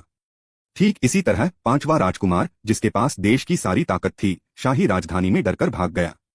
अगर यह बात फैल गई तो पक्का हंगामा हो जाएगा। रात के अंधेरे में सड़क के दोनों तरफ खड़े लोग और साधु किन यू और दूसरों को कंफ्यूजन से देख रहे थे। क्या हो रहा है? क्या वह पांचवा राजकुमार नहीं है? और महल के गार्ड वे इतने घबराए हुए क्यों हैं? वह दिशा लुओया इन लगती है ना? ऐसा कहा जाता है कि पांचवा राजकुमार मिस्टर जून के लिए परेशानी खड़ी करना चाहता है। अरे अरे, उनके हावभाव और हावभाव देखकर लगता है कि उन्हें नुकसान हुआ है। भिक्षु बहुत बातें कर रहे थे, जैसे उन्होंने कोई स्टिमुलेंट ले लिया हो। जब से मिस्टर जून आए, पूरे पंखों वाले पांचवें राजकुमार की एक के बाद एक हवा निकल गई, जिससे भिक्षुओं को गपशप की भनक लग गई। शायद यह युवा मास्टर भविष्य में पांचवें राजकुमार का प्रतिद्वंद्वी बन जाएगा। दूसरी तरफ लुओया इन तारीफों से भरा हुआ था। हर कोई गुआन यू की तारीफ कर रहा था। यहां तक कि दुकानदार भी गुआन यू को तारीफ से देखे बिना नहीं रह सका। अपनी जिंदगी में अनगिनत लोगों से मिलने के बाद उसने पहली बार किसी ऐसे रौबदार आदमी को देखा था। भले ही भविष्य में उसके सम्राट बनने की सबसे ज्यादा संभावना थी, फिर भी उसने उसे नजरअंदाज करने से मना कर दिया। सबसे जरूरी बात गुआन यू का जानलेवा इरादा है, जो भले ही उस पर न हो फिर भी उसे डराता है। यह आदमी पक्का जनरल नान मेंग जैसा बेमिसाल योद्धा है। दुकानदार मन ही मन हैरान हुआ और बोला कि क्योंकि गुआन यू पहले आर्मी में काम कर चुका था, इसलिए उसका मिलिट्री वाला स्वभाव साफ दिखता था। उसके शरीर के आकार और दिखावट के साथ वह निश्चित रूप से चार्ज जनरल बनने के लिए सही था। लेकिन जब उसने हाल ही में किन जून के बारे में जो जानकारी खोजी थी, उसके बारे में सोचा, तो उसकी आंखें अचानक चमक उठीं। लगता है यह लड़का सच में सम्राट के लिए लड़ना चाहता है। दुकानदार ने किन जून को गौर से देखा, जो गुआन यू के साथ बातें कर रहा था और हंस रहा था, और मन ही मन उसकी तारीफ की। हाँ, सेकंड मास्टर गुआन तो सेकंड मास्टर गुआन है, उसने उन्हें बहुत डरा दिया, किन जून ने हैरानी से कहा। गुआन यू बस मुस्कुराया और अपनी दाढ़ी सहलाई। हालांकि उसने ज्यादा कुछ नहीं कहा, लेकिन उसका एक्सप्रेशन साफ तौर पर बहुत काम का था और उसकी नाक लगभग किन जून की तरफ मुड़ गई। दाजी ने दोनों हाथों से उसकी ठुड्डी पकड़ी और प्यारी सी मुस्कान के साथ कहा, दूसरे मास्टर सच में बहुत शक्तिशाली हैं। वह पहले व्यक्ति हैं जिन्हें मैंने उनके ऑरा के साथ देखा है। ऐसा कहकर वह उसकी तारीफ नहीं करना चाहती थी। वह सैकड़ों सालों से प्रैक्टिस कर रही थी और उसने कई ताकतवर इंसानों को देखा था, लेकिन उनका ऑरा गुआन यू से कहीं कम था। किन जून ने अपने हाथ मलते हुए मुस्कुराते हुए कहा, पीते और खाते रहो और उस जोकर को भूल जाओ। हाँ, यान मोबेई, जो बीच में बोल नहीं पा रहे थे, को आखिरकार बोलने का मौका मिला, लेकिन बदकिस्मती से यह मौका सिर्फ किन जून का था। यू फेंगहुआंग, जो तीसरी मंजिल के कॉरिडोर में खड़ी थी, उसने अभी अभी सब कुछ देखा। किन जून को देखकर जो हंस रहा था और मजाक कर रहा था, उसकी खूबसूरत भौहें कभी नहीं फैली थीं। मिस, आप क्या सोच रही हैं? उसके पीछे खड़ी नौकरानी ने उत्सुकता से पूछा। हालांकि यह नौकरानी नाजुक थी, लेकिन उसके पास क्यूआई रिफाइनिंग रियल्म का छठा लेवल था और उसे जीनियस माना जाता था। मैं सोच रहा हूं कि मिस्टर जून के पीछे कौन है, यू फेंगहुआंग ने धीरे से कहा। इन दिनों उसने किन जून की पहचान की जांच करने के लिए लोगों को भी भेजा। पता चला कि किन जून मौजूदा राजवंश का तीसरा राजकुमार था। उसे सिर्फ जुर्म करने की वजह से डिमोट किया गया था, लेकिन उसे बचा लिया गया और फिर राजधानी वापस भेज दिया गया। सबसे हैरानी की बात उसकी कल्टीवेशन थी, क्योंकि वह फाउंडेशन एस्टैब्लिशमेंट रेन के छठे लेवल पर पहुंच गया था। कियान्युए किंगडम में ऐसा कोई जीनियस नहीं है। यहां तक कि पहले जीनियस जुओ जुंजी के पास भी किन जून की उम्र में इतनी ऊंची साधना नहीं थी। इस नजरिए से किन जून को सच में डेजी जैसी रहस्यमयी ताकतों का सपोर्ट मिला। कहा जाता है कि डेजी एक सुपर स्ट्रॉन्ग इंसान है जो गोल्डन एलिक्सिर दायरे को तुरंत खत्म कर सकता है। मरते दम तक उसे यकीन नहीं हुआ कि किन जून अपने करिश्मे का इस्तेमाल करके एक सुपर स्ट्रॉन्ग आदमी को अपनी तरफ खींच सकता है, और यह तब भी जब वह अपने सबसे बुरे दौर से गुजर रहा था। मिस, इतना मत सोचो। हमारा मिशन ब्रांच खोलना है, टैलेंटेड लोगों को अट्रैक्ट करना नहीं। नौकरानी ने कंधे उचकाए और मुस्कुराते हुए कहा, और मिस्टर जून तो टैलेंटेड लोगों की लिस्ट में भी नहीं है। वह आपसे कैसे कंपेयर कर सकते हैं, मिस? वह भविष्य में निश्चित रूप से लिस्ट में होगा और मशहूर हो जाएगा। यू फेंगहुआंग ने नीचे किन जून को देखते हुए धीरे से कहा। जैसे ही ये शब्द निकले, नौकरानी हैरानी से किन जून को देखने लगी। उसने पहली बार किसी जवान लड़की को किसी इंसान को इस तरह से परखते सुना था, और वह इंसान यू फेंगहुआंग से भी छोटा था। नव वर्ष की पूर्व संध्या की शुभकामनाएं। अध्याय 45, सम्राट को चोदो। एक रात का सन्नाटा। रात में यह खबर फैल गई कि 5वें राजकुमार किन यू को मिस्टर जून ने मार गिराया है। लेकिन कल दोनों देशों के बीच मुकाबला था, इसलिए शहर में कोई हंगामा नहीं हुआ। अगले दिन सुबह होते ही अनगिनत लोग और साधु अपनी नींद से जाग गए। यही बात किन जून और दूसरों के लिए भी सच थी। उसने दाजी, रोरिंग स्काई डॉग और गुआन यू को बुलाया और फिर उन्हें पहले से खरीदे हुए काले कपड़े दिए। जहां तक यान मोबेई और दूसरों की बात है, उन्हें लोया इनमें आराम करने दे ताकि ब्लड स्वॉर्ड किंग फिर से उनका पीछा न करे। तुमने यह क्यों पहना है? दाजी ने शक से पूछा। पहले भीड़ में घुल मिल जाओ और फिर जरूरी मौके पर एक्शन लो। इससे लोग, अधिकारी और यहां तक कि राजा भी हमारी और ज्यादा तारीफ करेंगे। किन जून हंसा, जिससे डेजी ने आंखें घुमाई। इस आदमी के पास बहुत सारे स्मार्ट आइडिया हैं। गुआन यू ने अपना काला चोगा पहना और गर्व से मुस्कुराया। आज मैं 3 राज्यों के रोमांस में गुआन युनचान की तरह बनूंगा, वाइन गर्म करूंगा और हुआजियों को मार डालूंगा। दूसरा ग्रेड, एक पूरा सेकंड ग्रेडर। किन जून मजाक उड़ाए बिना नहीं रह सका। अगर यह बात किसी और ने कही होती तो असल में कुछ भी नहीं होता, लेकिन जब यह गुआन यू के मुंह से निकला तो ऐसा लगा जैसे वह अपनी ही तारीफ कर रहा हो। तभी 3 लोगों का एक ग्रुप और एक काला कुत्ता सीढ़ियों से नीचे उतरे। उसी समय कई साधु भी कमरे से बाहर निकले। जब उन्होंने किन जून को देखा तो वे मुस्कुराए और नमस्ते कहा। गुड मॉर्निंग मिस्टर जून, मुझे उम्मीद नहीं थी कि आप इतनी जल्दी उठ जाएंगे। हाँ, क्यों न हम साथ में सुजाकू टेरेस चलें। कहा जाता है कि सुजाकू टेरेस कुछ समय के लिए बनाया गया था और यह काफी बड़ा है। कोई रास्ता नहीं है। 2 देशों के बीच मुकाबला सबसे मजबूत देशों के बीच मुकाबला है। अगर मैदान छोटा होगा तो दोनों टीमों के लिए अच्छा परफॉर्म करना मुश्किल होगा। किन जून ने इन भिक्षुओं के बुलावे को मना नहीं किया।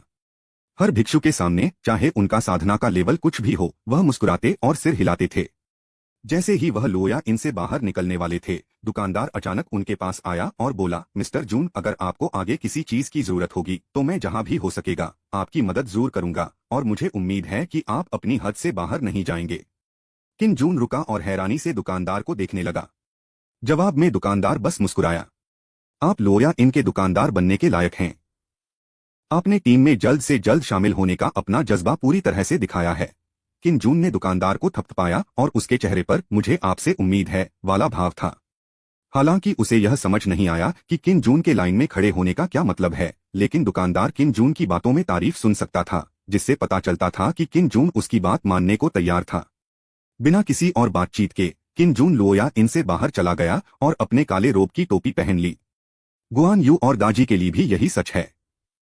जहां तक दहाड़ने वाले कुत्ते की बात है, हाँ, वह काला ही होता है, चाहे उसे पहना जाए या नहीं। हालांकि अभी भी थोड़ा अंधेरा था, लेकिन सड़कों पर पहले से ही भीड़ थी। दाजी, मेरी बाहों में आ जाओ और ध्यान रखना कि कोई तुम्हें खा न जाए। किन जून ने मौके का फायदा उठाया और दाजी को अपनी बाहों में लेकर कहा। दाजी ने आंखें घुमाई और विरोध नहीं किया, लेकिन उसके नंगे हाथों ने किन जून की कमर के मुलायम मांस को दबा दिया, जिससे वह दर्द से मुंह बना रहा था। दर्द और खुशी, मैं सहूंगा। किन जून के मुंह का कोना फड़क गया। वह शांत भाव बनाए रखने की कोशिश कर रहा था, जिससे दहाड़ते हुए कुत्ते की आंखें हंसी से सिकुड़ गईं। युवा होना अच्छा है। गुआन यू पीछे पीछे गया और उसकी दाढ़ी सहलाते हुए मुस्कुराते हुए बोला। यह आदमी हर समय अपनी लंबी दाढ़ी सहलाता हुआ लग रहा था, खासकर जब किन जून ने उसे ब्यूटीफुल बियर्ड मास्टर का टाइटल दिया तो वह और भी सीरियस हो गया। अपनी बाहों में उस खूबसूरत लड़की को पाकर मिस्टर किन का दिल खुशी से भर गया और उन्होंने चाहा कि काश वह भी ऐसे ही चलते रहें। लेकिन जैसे ही वह अगले कोने से गुजरी, दाजी ने तेजी से अपनी बाहों से खुद को अलग कर लिया। किन जून को फिर से अपना कुत्ते जैसा पंजा आगे बढ़ाते देख दाजी ने मुंह बनाया और कहा, बस बहुत हो गया, सावधान रहना, मैं तुम्हारा हाथ तोड़ दूंगा। जैसे ही उसने यह कहा, किन जून का दाहिना हाथ पीछे हट गया, जैसे उसे बिजली का झटका लगा हो। अफसोस, ताकत अभी भी बहुत कमजोर है। किन जून ने दुख और गुस्से से सोचा कि फेंगशेन यानी में दाजी सुंदर लेकिन खतरनाक था। हालांकि मौजूदा रिश्ते से दाजी ओरिजिनल काम की तरह क्रूर और बिगड़ा हुआ नहीं था, फिर भी उसके दिल में थोड़ी हैरानी थी। खुशकिस्मती से दाजी की उनके प्रति वफादारी हमेशा 90 से ऊपर रही है और कभी कभी तो इससे भी ऊपर चली गई है। इसके बाद की यात्रा के दौरान किन जून ने अब दाजी का फायदा उठाने की हिम्मत नहीं की और सबके सामने ज्यादा गुस्ताखी करना भी अच्छा नहीं था। सुजाकू टावर हाल ही में बनाया गया था और यह शाही राजधानी के बीच में है। लोया इनसे पैदल जाने में 1 घंटा लगता है, जिससे पता चलता है कि राजधानी कितनी बड़ी है। जब किन जून और दूसरे लोग भीड़ के पीछे पीछे झुके टेरेस तक पहुंचे तो आसमान पूरी तरह से चमक रहा था और सूरज आसमान में ऊपर था। वर्मिलियन बर्ड टेरेस 1000 मीटर लंबा और 1 मीटर ऊंचा है। यह सफेद जेड से बना है। सफेद जेड एक खास तरह का पत्थर है जो आम चट्टानों से ज्यादा सख्त होता है। एक नजर में यह शाही राजधानी में रखे सफेद जेड के एक बड़े टुकड़े जैसा दिखता है। उनमें से यह बहुत शानदार है। सुजाकू टेरेस के ठीक उत्तर में एक अटारी है जो पहले से ही सरकार और जनता दोनों के ताकतवर जनरलों से भरी हुई है। किन यू के रिप्रेजेंटेटिव वाले राजकुमारों का एक ग्रुप दूसरी लाइन में बैठा है और पहली लाइन में एक खाली ड्रैगन चेयर है। यह साफ है कि यह अभी के सम्राट के लिए तैयार की गई है। उसी समय अटारी में आधी सीटें खाली थीं और सीढ़ियों के सामने एक बड़ी पट्टिका लगाई गई थी जिस पर 4 अक्षर कैंगलान किंगडम खुदे हुए थे। यहाँ बहुत सारे लोग हैं। अगर हम हार गए तो पूरे राज्य की बेइज्जती होगी। किन जून ने जुके टेरेस के आसपास लोगों की भीड़ को देखा और इमोशन होकर आह भरी। गुआन यू ने जवाब नहीं दिया बल्कि दूसरी तरफ देखने लगा। मैंने देखा कि कैंगलान किंगडम के दूत 4 बड़ी पालकी लेकर टहल रहे थे। जल्द ही दूसरे लोगों और साधुओं ने भी उनके आने पर ध्यान दिया और शुरू में शोर वाला माहौल जल्दी ही शांत हो गया। दिलचस्प बात है, दूसरी पार्टी ने असल में 3 मॉर्टल ट्रांसफॉर्मेशन रियल पावर हाउस भेजे। गुआन यू ने अपने मुंह के कोने ऊपर उठाए और एक मतलब वाली मुस्कान के साथ कहा। किन जून चौंक गया और उसकी भौहें तुरंत सिकुड़ गईं। मॉर्टल ट्रांसफॉर्मेशन रेल में 3 शक्तिशाली लोगों के साथ क्या कैंगलान किंगडम इतना शक्तिशाली हो गया है? सम्राट आ गया है। इसी समय एक हिजड़े की आवाज सबके कानों तक पहुंची और उन्होंने महल के गार्ड्स के एक ग्रुप को कैंगलान किंगडम के दूत के सामने से आते देखा। बीच में सोने की परत चढ़ी एक गाड़ी थी जिसके ऊपर एक पैर जड़ा हुआ था। वहां बास्केटबॉल जितना बड़ा एक चमकदार मोती था। आपको अंदाजा लगाने की जरूरत नहीं है कि राजधानी में सिर्फ सम्राट ही इतना शानदार हो सकता है। मेरे सम्राट अमर रहें। अनगिनत लोग और साधु घुटनों के बल बैठकर पूजा कर रहे थे। नजारा बहुत शानदार था, जैसे समुद्र की लहरें। किन जून और दूसरे लोग भी एक घुटने पर झुक गए। भिक्षुओं को आम लोगों की तरह जमीन पर झुकना नहीं पड़ा। हालांकि गुआन यू और दाजी वॉइड रियल में ताकतवर आदमी थे, दूसरी पार्टी किन जून के पिता थे। मौजूदा सम्राट बिना किसी अराउजमेंट के सैल्यूट करने के लिए एक घुटने पर झुक गए। उनकी नफरत। सम्राट के सभी अधिकारी, सेनापति और रिश्तेदार खड़े हो गए और झुककर सलामी दी। अटारी में घुटने टेकना साफ तौर पर मुमकिन नहीं था क्योंकि जगह बहुत पतली थी। रॉयल पैलेस के गार्ड और कैंगलान किंगडम एक ही समय पर अटारी में आए। लड़ाई शुरू होने से पहले ही माहौल बारूद से भर गया था।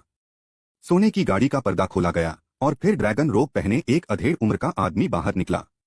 हालांकि वह लंबा नहीं था, लेकिन दुनिया को नफरत से देखने का उसका अंदाज ऐसा था। उसके सिर पर सोने और जेड मोतियों का ताज था और उसे अपनी पीठ पर उठाए हुए उसने सुजाकू टेरेस के आसपास के लोगों और साधुओं को बेपरवाही से देखा। वह अभी का सम्राट है, सम्राट किन जून का सस्ता पिता, किन किया। जब आप महाराज को देखें तो नीचे आकर उन्हें सलाम क्यों नहीं करते? सोने की गाड़ी के पास एक हट्टा कट्टा हिजड़ा तेज आवाज में चिल्लाया। उसके बाल सफेद थे लेकिन चेहरा बहुत जवान था। वह महल का मैनेजर शेन यान था जो सोने के अमृत के राज्य का एक मजबूत आदमी था। नया साल मुबारक हो, मैं आपको शुभकामनाएं देता हूं, आपकी सभी इच्छाएं पूरी हों, बस इतना ही। अध्याय 46 सुजाकू टॉवर। शेन यान के सवालों और राजगद्दी के बारे में सम्राट की बातों को देखते हुए कैंगलान किंगडम के पास सैल्यूट करने के अलावा कोई चारा नहीं था। सोने की किनारी वाला काला ब्रोकेड रोब पहने एक नौजवान गाड़ी से सबसे आगे निकला। उसके सिर पर जेड का ताज था और चेहरा सुंदर था। हल्की मुस्कान लोगों को नफरत का एहसास करा रही थी। उसकी कमर पर एक कांसे की तलवार भी थी। तलवार के डिब्बे में अलग अलग रंगों के 5 गोले जड़े हुए थे जिनसे हल्की रोशनी पड़ रही थी। कैंगलान किंगडम के क्राउन प्रिंस झू यिशी हमारे देश की ओर से सम्राट कियान को श्रद्धांजलि देते हैं। ब्रोकेड के कपड़े पहने उस नौजवान का लहजा न तो विनम्र था और न ही घमंडी। उसने थोड़ा झुककर हाथ जोड़े। वह कियान्युए किंगडम से नहीं था, इसलिए जाहिर है कि उसे सम्राट कियान्युए की पूजा करने के लिए घुटने टेकने की जरूरत नहीं थी। जैसे ही उसने बोलना खत्म किया, पीछे की 3 गाड़ियों में बैठे लोग भी बाहर आ गए, एक जनरल और 2 साधु। हालांकि मॉर्टल रेल में उनका ऑरा उनके द्वारा कंट्रोल किया गया था, फिर भी वे डरावने थे। जनरल ने बहुत बड़ा काला कवच पहना हुआ था, उसके काले बाल कंधों पर आराम से लटके हुए थे। उसकी घनी भौहें और तेंदुए जैसी आंखें थीं और वह बहुत लंबा था।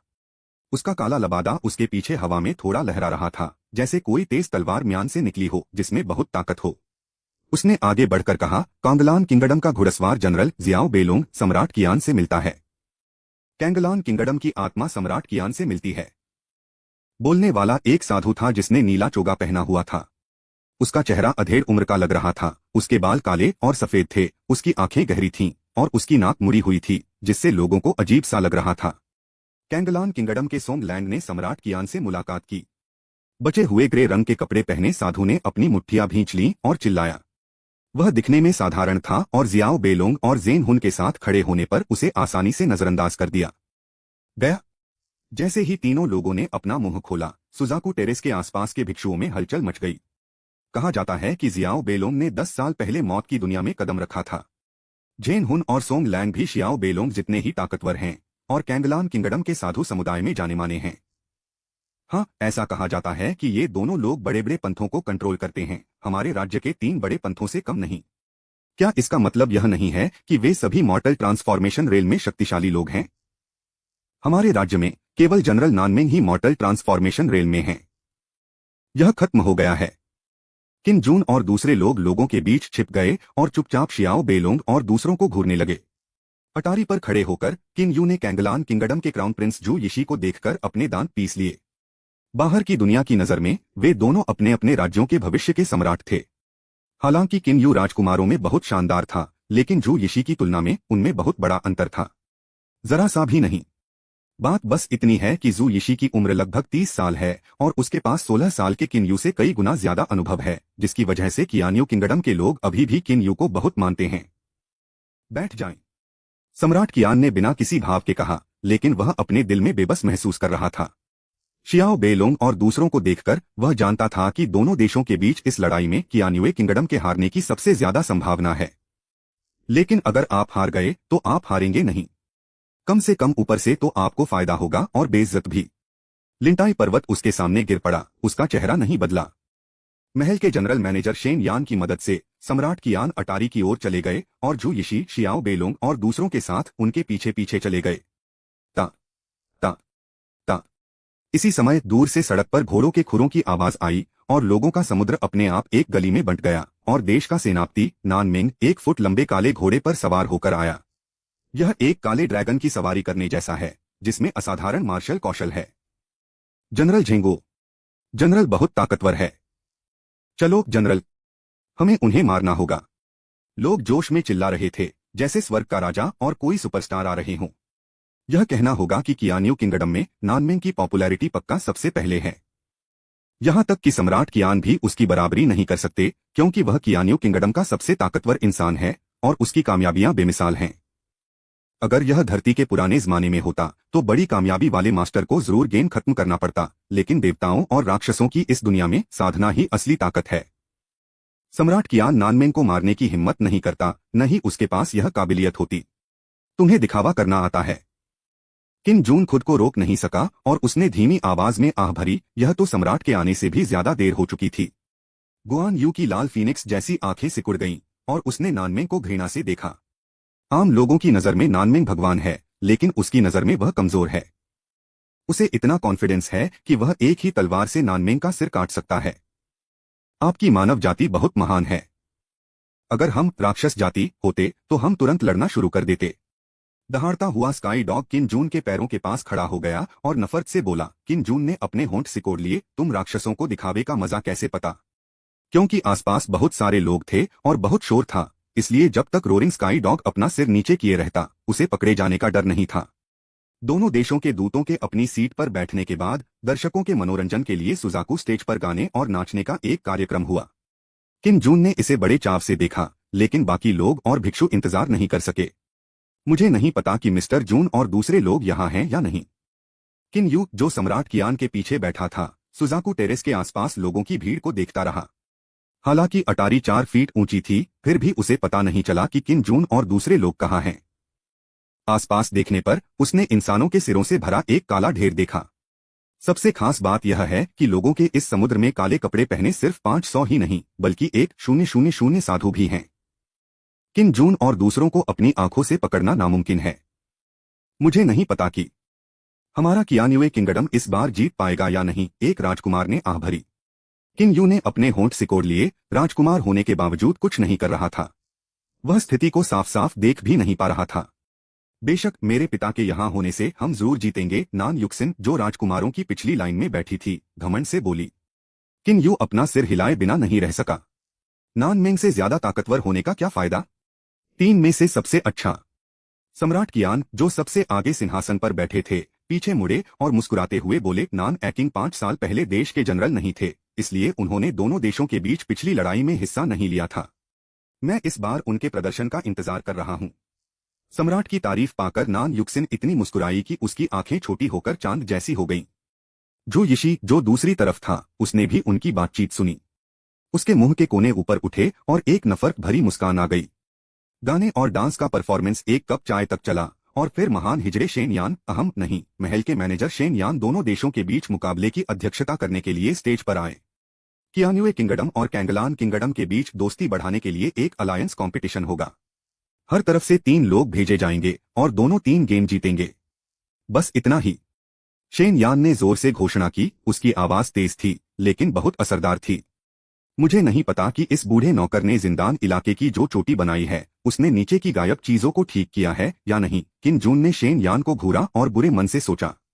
शेन यान अपने पहले वाले के साथ काफी अच्छा था और किसी का पक्ष नहीं लेता था। कहा जाता है कि शेन यान एक छोटा हिजड़ा था जो सम्राट कियान के साथ बड़ा हुआ था और सम्राट कियान ने उसे जिंदन राज्य के शिखर तक पहुंचाने के लिए संसाधनों का इस्तेमाल किया। यह सच है या नहीं, यह पता नहीं है। अगर यह सच है तो दोनों के बीच का रिश्ता स्टडी करने लायक है। किन जून को एक बुरे सीन के बारे में सोचकर ठंड लग गई। उसे उम्मीद थी कि उसके घटिया पिता का टेस्ट उतना बुरा नहीं होगा जितना उसने सोचा था। कृपया दोनों तरफ से एक एक व्यक्ति को सुजाकू टेरेस पर भेजें। जैसे ही शेन यान ने बोलना खत्म किया, नान मेंग के बगल में एक जनरल अचानक सुजाकू टेरेस पर आ गया, जिससे स्टेज के नीचे खड़े लोगों और कल्टीवेटर्स ने तालियां बजाईं। ट्रांसेंडेंट दायरे में पहली एंट्री, गुआन यू ने धीरे से कहा।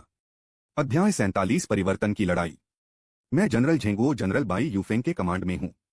जनरल ने अपने हाथ जोड़े और चिल्लाया। उसकी आवाज दर्शकों में गूंज गई, जिससे सबकी नजरें उस पर टिक गईं। उसने चांदी का लड़ाई का कवच पहना हुआ था। उसके सिर पर चांदी के मुकुट पर ऊपर की ओर 2 तीर लगे थे। अपने सुंदर चेहरे और लंबे और सीधे चेहरे के साथ वह देखने लायक था। चमकदार। कितना सुंदर चांदी के कवच वाला योद्धा है।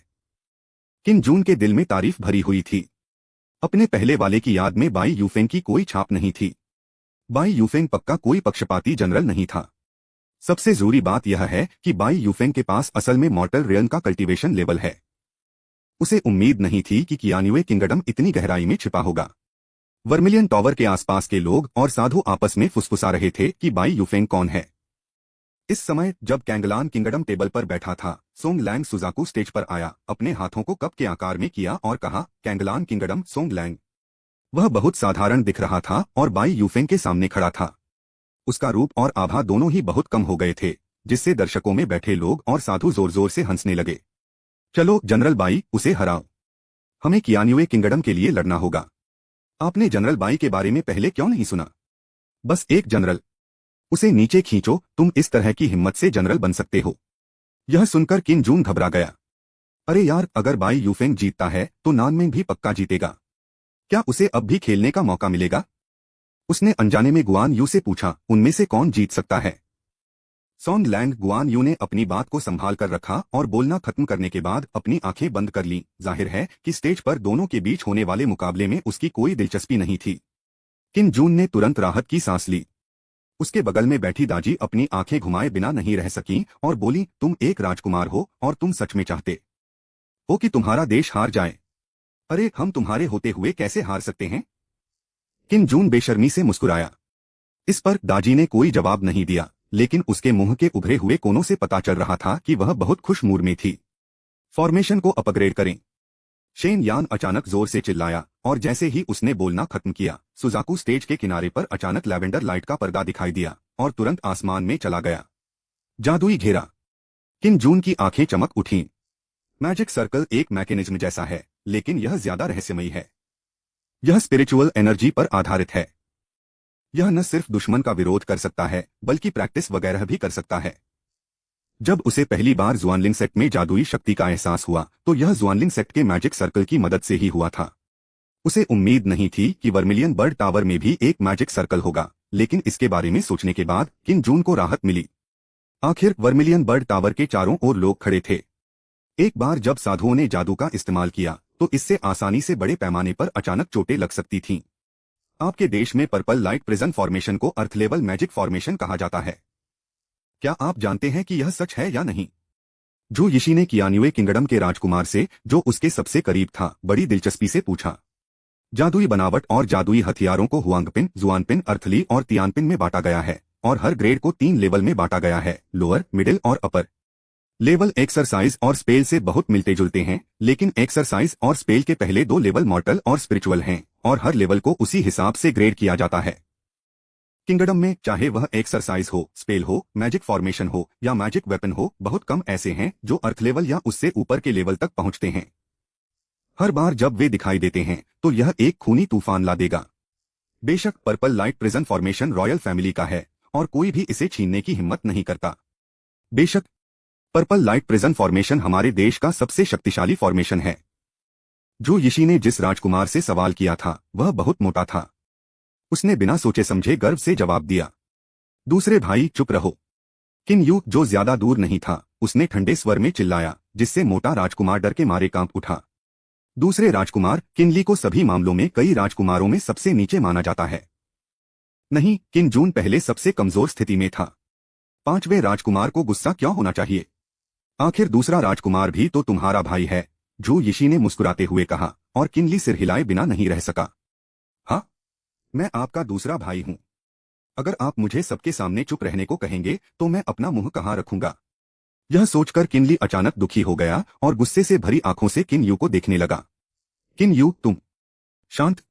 किनली की बात काटते हुए एक शानदार आवाज आई। किनली गाली देने ही वाला था, लेकिन उसने अपने शब्द रोक लिए और सामने की लाइन में ड्रैगन कुर्सी पर बैठे सम्राट कियान को घबराहट से देखा।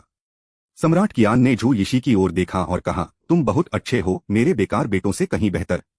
तारीफ के लिए शुक्रिया महाराज। झू यिशी ने अपने हाथ जोड़े और मुस्कुराया, जबकि राजकुमारों का बैलेंस बिगड़ गया और उन्होंने उसे गुस्से से देखा। एक वाक्य से झू यिशी द्वारा भड़काया गया झगड़ा सुलझ गया और साथ ही राजकुमार एक दूसरे पर गुस्सा हो गए, जैसा कि एक सम्राट से उम्मीद की जाती है। झू यिशी ने मन ही मन आह भरी। उसके पिता ने एक बार कहा था कि हालांकि सम्राट पिछली पीढ़ी जितना अच्छा नहीं था, लेकिन सम्राट बनने के उसके तरीके उसके पिता के तरीकों से भी कम थे। दुर्भाग्य से सम्राट की जल्दी सफलता और तुरंत फायदे की चाहत ने कियान्युए किंगडम की राष्ट्रीय शक्ति को लगातार कमजोर किया। एक जनरल के तौर पर नान मिंग पूरे साल लड़ते रहे हैं। पिछले 5 सालों में उनकी साधना में बहुत कम तरक्की हुई है, क्योंकि वे युद्धों में सेना का नेतृत्व कर रहे हैं और उनके पास प्रैक्टिस के लिए समय नहीं है। जहां तक असली लड़ाई के अनुभव की बात है, वह पहले ही एक मुश्किल स्थिति में पहुंच चुका है। बस पहला मुकाबला ऑफिशियली शुरू हो गया है।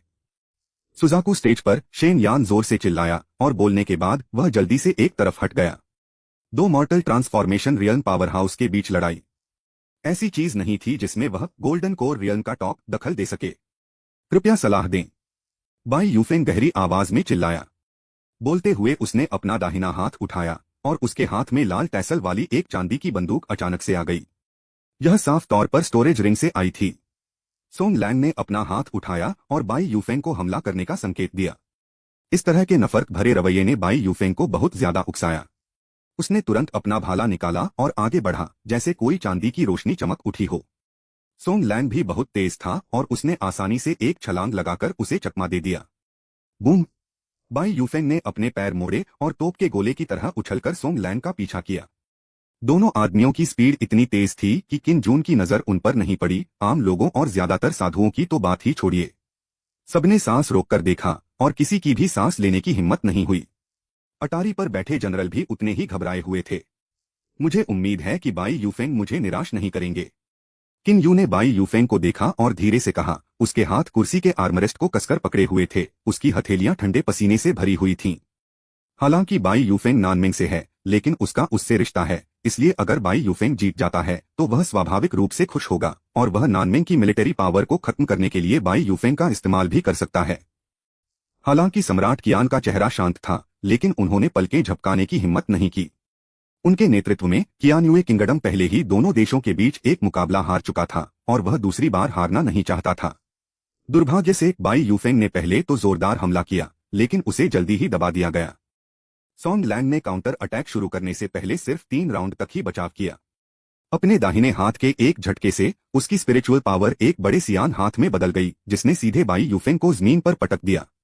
10 मीटर की ऊंचाई से गिरने पर किन जून को दर्द महसूस हुआ। झुके टेरेस की सफेद जेड चट्टान को एक उथले गड्ढे में तोड़ दिया गया, जिससे पता चलता है कि यह कितनी ताकतवर है।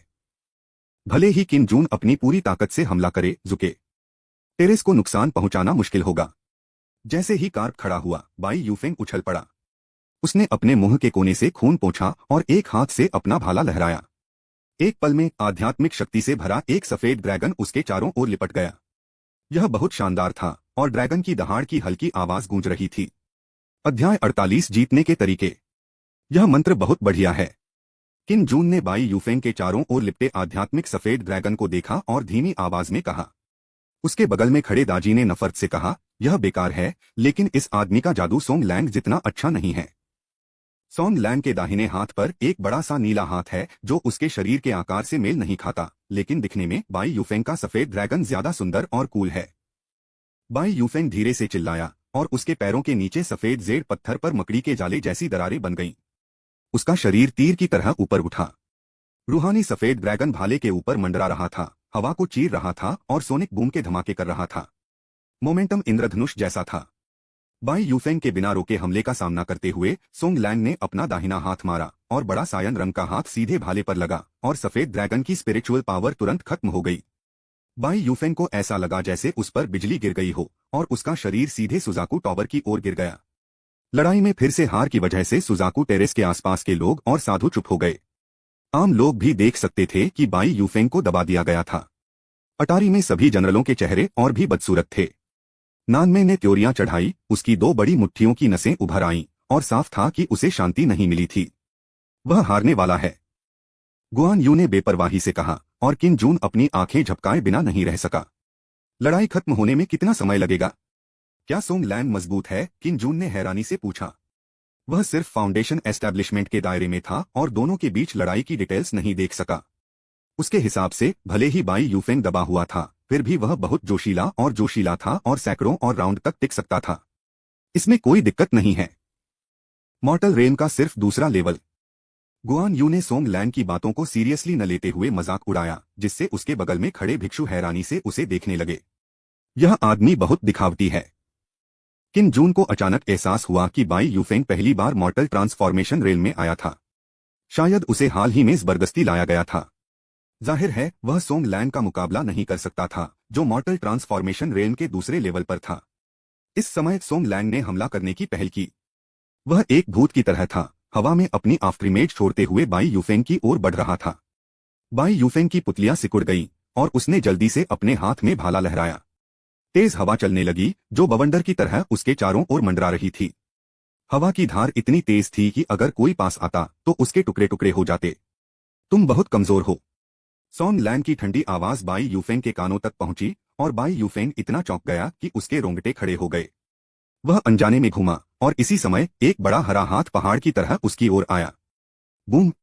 बाई यूफेंग ने खून की उल्टी की और पीछे की ओर उड़ गया। पर्पल लाइट प्रिजन फॉर्मेशन के लाइट पर्दे से तोप के गोले की तरह टकराया, जिससे उस इलाके के लोग और साधु चौंक गए और ज्वार की तरह पीछे हट गए। अच्छी बात यह थी कि पर्पल लाइट प्रिजन फॉर्मेशन की डिफेंसिव पावर बहुत जबरदस्त थी और बाई यूफेंग उसमें घुस नहीं पाया। यह बिल्कुल भी उसी लेवल का विरोधी नहीं है। एक आधा अधूरा जनरल होता है। वह जनरल नानमेंग जितना ताकतवर नहीं हो सकता। ऐसा नहीं है कि जनरल बाई बहुत कमजोर हैं, बल्कि दूसरी पार्टी बहुत मजबूत है। अगर तुम में काबिलियत है तो आगे बढ़ो और शायद तुम तुरंत मारे जाओगे। हाँ, मैंने अपनी पूरी कोशिश की है। सुजाकू टेरेस के आसपास बहुत शोर था और ज्यादातर लोग शिकायत कर रहे थे, जिससे अटारी में बैठे सभी जनरल एक दूसरे को देखने लगे और 5वें राजकुमार किन यू का चेहरा और भी उदास था। सम्राट कियान और नानमेंग दोनों ने माथा सिकोड़ा। जाहिर है उन्हें उम्मीद नहीं थी कि बाई यूफेंग इतनी जल्दी हार जाएगा। किन जून खुश हो रहा था। हारो हारो, जितना बुरा हारोगे उतना अच्छा। जब सब लोग हताश होंगे तो मैं ऊपर जाऊंगा और नाम कमाऊंगा। अरे यह तो बहुत घटिया आइडिया है। यहां तक कि किन जून भी खुद से नफरत किए बिना नहीं रह सका, लेकिन वह अभी भी उत्साहित मूड में था। इस समय बाई यूफेंग, जो सुजाकू प्लेटफॉर्म के किनारे पर खड़ा था, धीरे धीरे उठा, अपना भाला पकड़े हुए और अपने शरीर को हिलाते हुए। उसके पैरों के नीचे रखी टेबल खून से सने लाल फूलों से सनी हुई थी, जिससे उसकी पीठ और भी दुख रही थी। मैं अभी भी लड़ सकता हूँ। बाई यूफेंग ने अपना सिर नीचे किया और भारी आवाज में हांफते हुए कहा, जिससे सब भावुक हो गए। जो आम साधु अभी भी उसका मजाक उड़ा रहे थे वे चुप हो गए। सॉन्ग लैंग हैरानी से बाई यूफेंग को देखे बिना नहीं रह सका। उसने अभी अभी वार करने में अपनी पूरी ताकत लगा दी थी। बाई यूफेंग की ज्यादातर हड्डियां शायद टूट गई थीं, लेकिन वह फिर भी खड़ा हो सकता था। इस तरह की इच्छा शक्ति आसान नहीं होती। किन जून ने भी बाई यूफेंग को तारीफ से देखा और सोचने लगा कि बाई यूफेंग को कब अपने अकाउंट में लेना है। हालांकि उसकी कॉम्बैट पावर गुआन यू और दाजी जितनी अच्छी नहीं है, फिर भी उसके पास मॉर्टल रेन का कल्टीवेशन लेवल है। इस पक्की इच्छा शक्ति के साथ वह भविष्य में नान मिंग जैसा जनरल बन सकता है। ठीक है, चलो अगला गेम शुरू करते हैं। हम यह गेम हार गए। अटारी पर खड़े सम्राट कियान ने अचानक कहा कि उनके पास खुद गोल्डन कोर रेन का कल्टीवेशन लेवल है। जब वह जोर से बोलते थे तो वह आसानी से ऑडियंस में हो रही चर्चा पर हावी हो जाते थे। जैसे ही ये शब्द निकले, नीचे बैठे आम साधुओं में हंगामा मच गया। सुजाकू टेरेस के कोने में खड़े शेन यान ने जल्दी से घोषणा की, पहले मुकाबले में कैंगलान किंगडम जीत गया। वह सम्राट के दिल की बात समझता था और हारना कोई छोटी बात नहीं थी। अगर बाई यूफेंग, जो दुनिया का एक ताकतवर आदमी था, इसमें शामिल होता तो वह सच में अपनी पत्नी और अपने सैनिकों दोनों को खो देता। शेन यान ने फिर वर्मिलियन टावर के कोने पर गार्ड को पर्पल लाइट प्रिजन फॉर्मेशन बंद करने का इशारा किया और फिर किसी से बाई यूफेंग को नीचे उतारने में मदद करने को कहा। सॉन्ग लैंग ने बाई यूफेंग को गहराई से देखा और फिर अटारी में वापस उड़ गया, जैसे उसने पहले कभी लड़ाई न की हो। प्लीज दूसरे मुकाबले के लिए दोनों तरफ से लोग भेजिए, शेन यान जोर से चिल्लाया, जिससे बातचीत अचानक रुक गई। पहला मुकाबला इतनी जल्दी हारने से सबके दिलों पर दुख का साया पड़ गया। आम लोग साधना के दायरे के बारे में ज्यादा नहीं जानते, लेकिन साधु जानते हैं कि क्यूआई रिफाइनिंग, नींद बनाना, गोल्डन एलिक्सिर, मौत का बदलाव वगैरह। मौत के बदलाव के दायरे में एक मजबूत इंसान जरूर राज्य की टॉप सुपर पावर में से एक होता है। जब बाई यूफेंग ने मौत के दायरे के पहले लेवल पर अपनी साधना के बारे में बात फैलाई तो सभी साधु उसका इंतजार कर रहे थे। दुर्भाग्य से इसका उल्टा असर हुआ। बाई यूफेंग इतनी जल्दी हार गए कि उनका दिल टूट गया। मैं आता हूं। अटारी से एक जोरदार चीख आई, जिससे पूरी जगह में उबाल आ गया, क्योंकि बोलने वाला नानमेंग था, जो कियान्युए किंगडम का युद्ध देवता था। नानमेंग तुरंत सुजाकू स्टेज पर नहीं गया, बल्कि कैंगलान किंगडम की सीटों को देखता रहा। उसकी नजरें जियाओ बेलोंग और जेन हुन पर टिकी रहीं। जेन हुन, तुम जाओ, झू यिशी ने धीरे से कहा।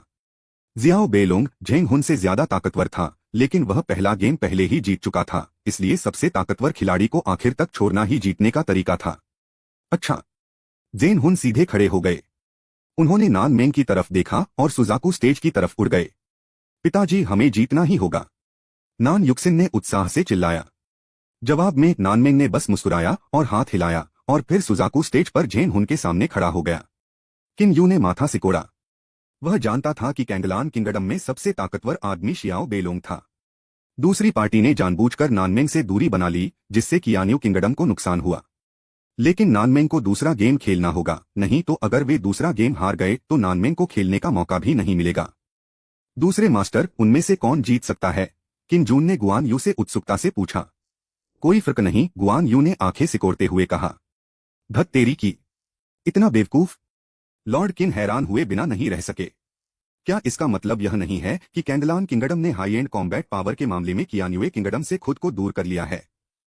भाड़ में जाओ, तुम क्या बकवास कर रहे हो? जनरल नान अजय हैं, उनके बगल में खड़े एक साधु ने गुस्से से कहा।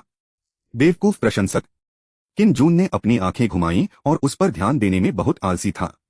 10,000 किडियन कॉइन टिप करने के लिए किडियन रेडर हुआंग हैबिंग का धन्यवाद और जी डिंगडोंग BOYS एंड DREAMS अनलिफाशु और दूसरे दोस्तों के रिवॉर्ड्स का धन्यवाद। नाम बहुत अलग हैं। अध्याय 49, एक साथ मरो। फॉर्मेशन बनाओ। शेन यान की मुर्गे जैसी आवाज फिर सुनाई दी और बैंगनी रोशनी वाली जेल की बनावट अचानक खड़ी हो गई। कियान्युए किंगडम के जनरल ने कैंगलान किंगडम के शक्तिशाली मास्टर के खिलाफ लड़ाई लड़ी। यह बहुत मजेदार था। हर कोई इसके बारे में बात कर रहा था और लगभग सभी को लगा कि नानमेंग जीत जाएगी, जिससे किन जून को आह भरनी पड़ी। यह घरेलू मैदान का फायदा है। जनरल नान जीतेंगे? क्या तुम मजाक कर रहे हो? जनरल नान जब से मशहूर हुए हैं तब से वे कब हारे हैं? जेन हुन नाम का यह आदमी साफ तौर पर जनरल नान का मुकाबला नहीं कर सकता। अगर हम यह गेम जीत भी गए तो तीसरे गेम का क्या? हमारा विरोधी कैंगलान किंगडम का जनरल शियाओ बेलोंग है, जिसकी रेप्यूटेशन जनरल नान से कम नहीं है। अच्छा नहीं है। आम लोगों और साधुओं की आवाजें नानमेंग और दूसरों के कानों तक पहुंची। जेन हुन को इससे कोई फर्क नहीं पड़ा। उसने नान मेंग को घूरा और रूखेपन से कहा, मैं बहुत समय से तुमसे लड़ना चाहता था। मुझे उम्मीद है कि तुम मुझे निराश नहीं करोगी। हमारे कियान्युए किंगडम के 3 बड़े ग्रुप्स के मुकाबले तुम अभी भी बहुत पीछे हो। कम से कम वे लड़ाई में हिस्सा लेने के लिए खुद को नीचे नहीं गिराएंगे। नान मेंग नफरत से हंसा और उसने जेन हुन की आंखों में जानलेवा इरादे की एक झलक देखी। बूम!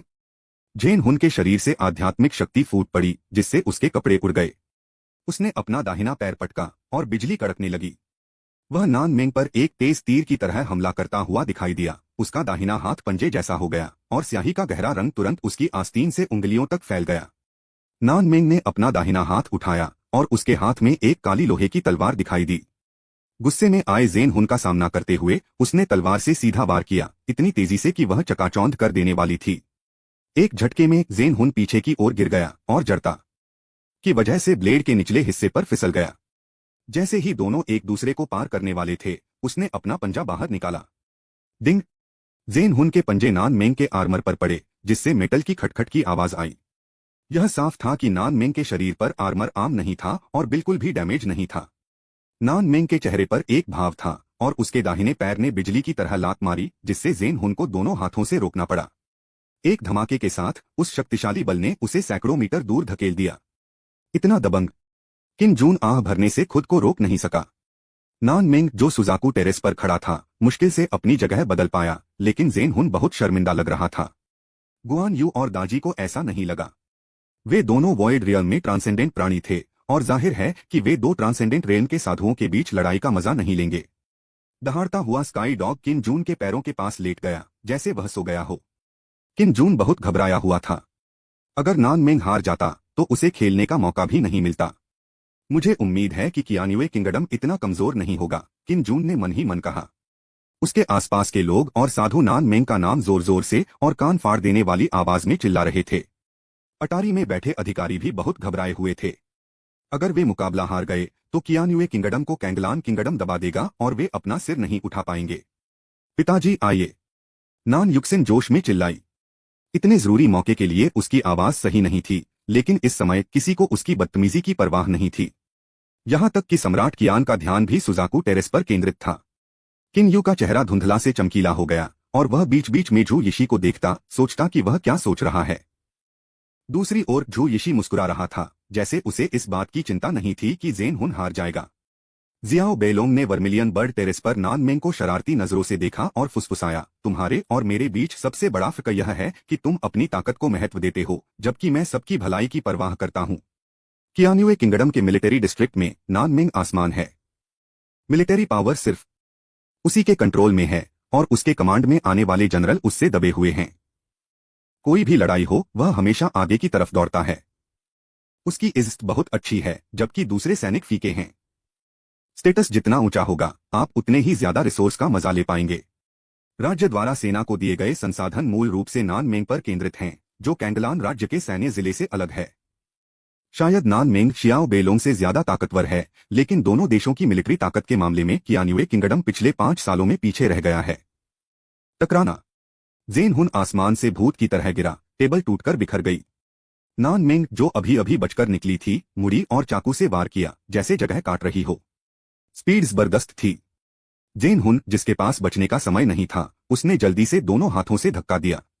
एक पल में काली आध्यात्मिक शक्ति उसे रोकने के लिए एक ढाल बन गई, लेकिन यह बेकार गया। धिक्कार है! नान मेंग की तलवार से काली ढाल टूट गई और जोरदार जोर से जेन हुन पीछे की ओर हिल गया। उसके पैर टेबल से रगड़ खा गए, जिससे दसियों मीटर लंबे 2 छोटे छोटे गड्ढे बन गए। धीरे चलने के बाद जेन हुन को अपने गले में मिठास महसूस हुई और वह खुद को रोक नहीं पाया और खून का तीर निकल पड़ा।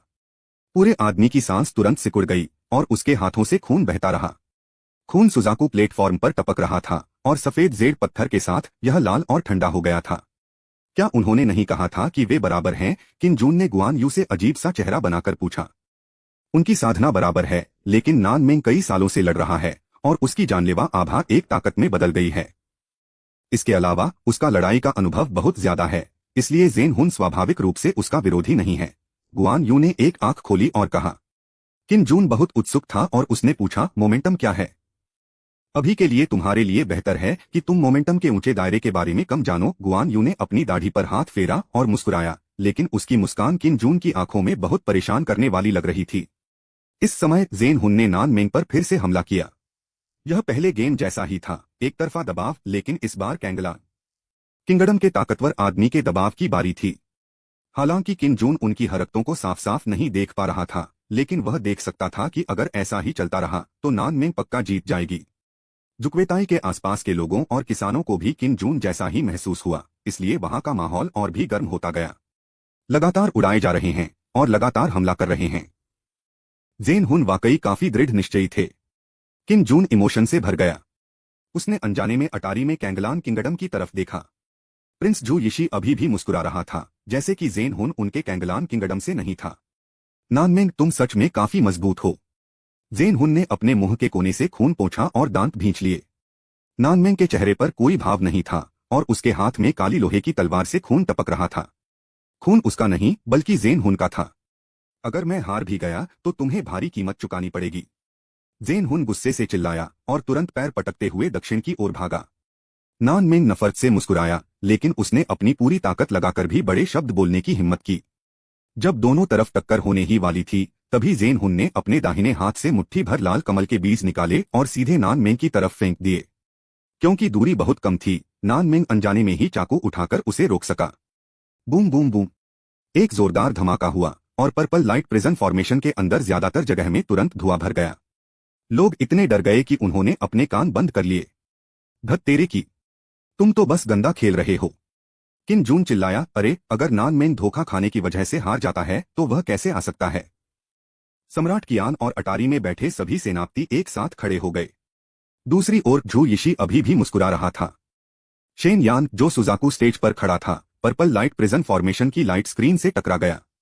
बेचारा हिजरा शायद शॉक खा गया होगा और उसे अंदरूनी चोटें आई होंगी। पिता, नान युक्सिन डर के मारे चीख पड़ी, उसका दिल अचानक हवा में लटक गया। कुछ लोग क्यों कहते हैं कि यह किताब पवित्र किताब है? मैं इसे रगड़ता हूं। अध्याय 50, जीवन पर दाव लगाना। उठता धुआं धीरे धीरे छंट गया और हजारों जोड़ी आंखें बैंगनी रोशनी वाली जेल में जमा हो गईं। हर कोई नानमेंग के बाहर निकलने का इंतजार कर रहा था। इस समय आखिरकार एक व्यक्ति मुश्किल से धुएं से बाहर निकला, लेकिन वह नानमेंग नहीं बल्कि जेन हुन था, जो खून से लथपथ था। बहुत खूब। पूरी जगह पर हंगामा था और शोर बहुत ज्यादा था। यह कैसे संभव है? जनरल नान को कैसे हराया जा सकता है? नहीं, तुमने तो चुपके से हमला किया था। क्या यह बहुत बेशर्मी नहीं है? तुम बहुत मतलबी हो। क्या तुम्हें मजाक से डर नहीं लगता? अगर तुम मुझे बताओ, यह गेम नहीं गिना जाएगा। क्या हम फिर हार गए? आम लोग इस नतीजे को मान नहीं पाए और एक के बाद एक कोसने लगे। अगर पर्पल लाइट प्रिजन फॉर्मेशन ने इसे ब्लॉक नहीं किया होता तो जेन हुन लार में डूब जाता। भीड़ में किन जून का चेहरा भी उदास था और उसे इस अंत की उम्मीद नहीं थी। वह अभी मरा नहीं है। गुआन यू ने अपनी फीनिक्स जैसी आंखें खोली और शांति से कहा। किन जून की आंखें चमक उठीं। बूम! सुजाकू स्टेज पर धुआं अचानक तेज हवा से उड़ गया। सीन बहुत शानदार था। जेन हुन, जो अभी अभी बाहर निकला था, गलती से जमीन पर गिर गया। उठता धुआं जमीन से अलग होकर एक काले ड्रैगन की तरह हवा में फैल गया। मैं नानमेंग कभी हार नहीं मानूंगा। सुजाकू स्टेज से गुस्से में शेर जैसी दहाड़ आई और वह नानमेंग थी। सबने ध्यान से देखा तो नानमेंग एक हाथ में बड़ा चाकू लिए धीरे धीरे खड़ा हुआ। उसके शरीर का कवच उड़ गया था और उसका चेहरा खून से लथपथ था, लेकिन उसकी आंखें अभी भी जानलेवा थीं। यह बिल्ली सुंदर होने का नाटक कर रही है। किन जून ने हैरानी से आह भरी कि अगर नानमेंग हार गया तो उसे अच्छा खेलने का मौका नहीं मिलेगा, इसलिए वह अब भी नानमेंग की तारीफ करता है कि वह इतना मजबूत खिलाड़ी है। दाजी ने अपना सिर हिलाया और मुस्कुराई, अब वह खड़ा होकर दहाड़ सकता है। किन जून हैरान रह गया। इस समय शेन यान उन दोनों के बीच सावधानी से चला और जोर से बोला, दूसरा गेम कियान्युए किंगडम की जीत माना जाएगा। कोई भी समझदार व्यक्ति देख सकता है कि जेन हुन बेहोश हो गया है और उसकी बची खुची ताकत भी अभी अभी उड़कर खत्म हो गई है। जैसे ही यह बयान सामने आया, पूरी जगह उत्साह में आ गई। हर कोई नानमेंग का नाम चिल्ला रहा था और अटारी में बैठे जनरल भी खुशी से ताली बजाने से खुद को रोक नहीं पाए। नान यू का दिल खुशी से उछल रहा था और उसकी आंखों में आंसू भर आए थे, जैसा कि मेरे प्रिय से उम्मीद थी। आखिरकार सम्राट कियान के चेहरे पर मुस्कान आ गई और उनके पीछे खड़े किन यू ने राहत की सांस ली। अगर नानमेंग भी हार गया तो कियान्यू किंगडम को बहुत शर्मिंदगी होगी। जो यिशी ने नानमेंग को देखा और अपने दिल की गहराइयों से आह भरने से खुद को रोक नहीं सका। कितना जबरदस्त जनरल है। उसके बगल में खड़े जियाओ बेलोंग ने नफरत से नाक सिकोड़ी, लेकिन मना नहीं किया। पर्पल लाइट प्रिजन फॉर्मेशन के हटने के बाद नानमेंग एक एक करके सुजाकू टेरेस से बाहर निकला। उसे सहारा देने वाला कोई नहीं था। वह तेज नहीं चलता था, लेकिन उसका हर कदम लोगों के दिलों पर भारी हथौड़े की तरह पड़ता था। नानमेंग को स्टेज से उतरते देख शेन यांगंग ने अपने माथे से ठंडा पसीना पोंछा और चिल्लाया, अब तीसरा मुकाबला शुरू होता है। कृपया दोनों तरफ से एक एक भेजें। जैसे ही उसने बोलना खत्म किया, जियाओ बेलोंग सुजाकू स्टेज पर आ गया। उसका साइज किसी भी तरह से नानमेंग से कम नहीं था। मॉर्टल ट्रांसफॉर्मेशन रेन का मोमेंटम अचानक शुरू हुआ और पूरे वेन्यू में फैल गया, जिससे शोर अचानक बंद हो गया। मुझसे लड़ने की हिम्मत कौन करेगा? जियाओ बेलोंग ने गुस्से से चिल्लाकर कहा। उसके शब्द नफरत से भरे थे। नानमेंग ने अपनी लड़ने की ताकत खो दी है और कियान्युए किंगडम में अब कोई भी उसका दुश्मन नहीं है। जब अटारी में बैठे सम्राट कियान ने उसकी घमंडी बातें सुनी तो उसका चेहरा उदास हो गया। उसके पीछे खड़े सैनिक चुप थे। इस समय किसी की भी आगे आने की हिम्मत नहीं हुई। अगर नानमेंग का सामना जियाओ बेलोंग से भी हो तो भी वे जीत नहीं पाएंगे, उनकी तो बात ही छोड़िए। एक बार वे हार गए तो उन्हें पूरे राज्य के करोड़ों लोगों के आरोपों का सामना करना पड़ेगा। अगर वे भविष्य में ऊपर चढ़ना चाहेंगे तो आसमान तक पहुंचना मुश्किल होगा। अगर आप अभी नीचे जाते हैं तो आप अपनी कब्र खुद खोद रहे हैं। क्यों कोई ऊपर आने की हिम्मत नहीं करता? जियाओ बेलोंग जोर से हंसा, जैसे वह दुनिया की सबसे मजेदार कॉमेडी देख रहा हो। सम्राट कियान की आंखों से आग निकलने को थी। हालांकि उन्हें शुरू से ही ऐसी स्थिति होने की उम्मीद थी, फिर भी जब ऐसा हुआ तो वे अपना गुस्सा दबा नहीं पाए। किन यू और सभी राजकुमार भी बहुत गुस्से में थे। वे अपने मन में गुआन यू के डरावने रूप को याद किए बिना नहीं रह सके। अगर वह आ सके तो बहुत अच्छा होगा। मेरे कियान्युए किंगडम की राजधानी में तुम एक जोकर शोर मचाने की हिम्मत करते हो। सावधान रहना कि तुम सुजाकू टेरेस से बाहर नहीं जा पाओगे। नफरत से भरी एक आवाज ने डरावनी खामोशी को तोड़ा और फिर काले कपड़े पहने 3 आदमी लोगों के झुंड से कूदकर सुजाकू प्लेटफॉर्म पर उतरे। सबकी नजरें उन पर टिक गईं और अटारी में बैठे दोनों देशों के प्रतिनिधियों ने भौहें चढ़ा लीं। ये 3 रहस्यमयी लोग कौन हैं? तुम कौन हो? क्या तुम दोनों देशों के बीच लड़ाई में दखल देने के काबिल हो? जियाओ बेलोंग ने ठंडे स्वर में कहा। उसकी आवाज जानलेवा इरादे से भरी थी, जिससे लोगों की रूह कांप गई। यह सुनकर किन जून ने अपनी टोपी उठाई, जिससे उसका सुंदर चेहरा दिखा। उसने मजाक में कहा, मैं कियान्युए किंगडम का तीसरा राजकुमार हूं। मैं काबिल क्यों नहीं हूं? अगर मैं काबिल नहीं हूं तो तुम्हारा राजकुमार कहाँ होना चाहिए? नीचे उतरो। बहुत ज्यादा भड़काऊ शब्दों ने पूरी ऑडियंस को चौंका दिया। अटारी में बैठे कियान्युए किंगडम के सभी जनरलों के हाव भाव एकदम बदल गए, यहां तक कि सम्राट कियान के भी। किन यू खड़े हुए और बोले, वह यहां क्यों है? पूरे शहर को पता था कि तीसरे राजकुमार का डिमोशन हो गया है। वह वापस कैसे आया? धिक्कार है।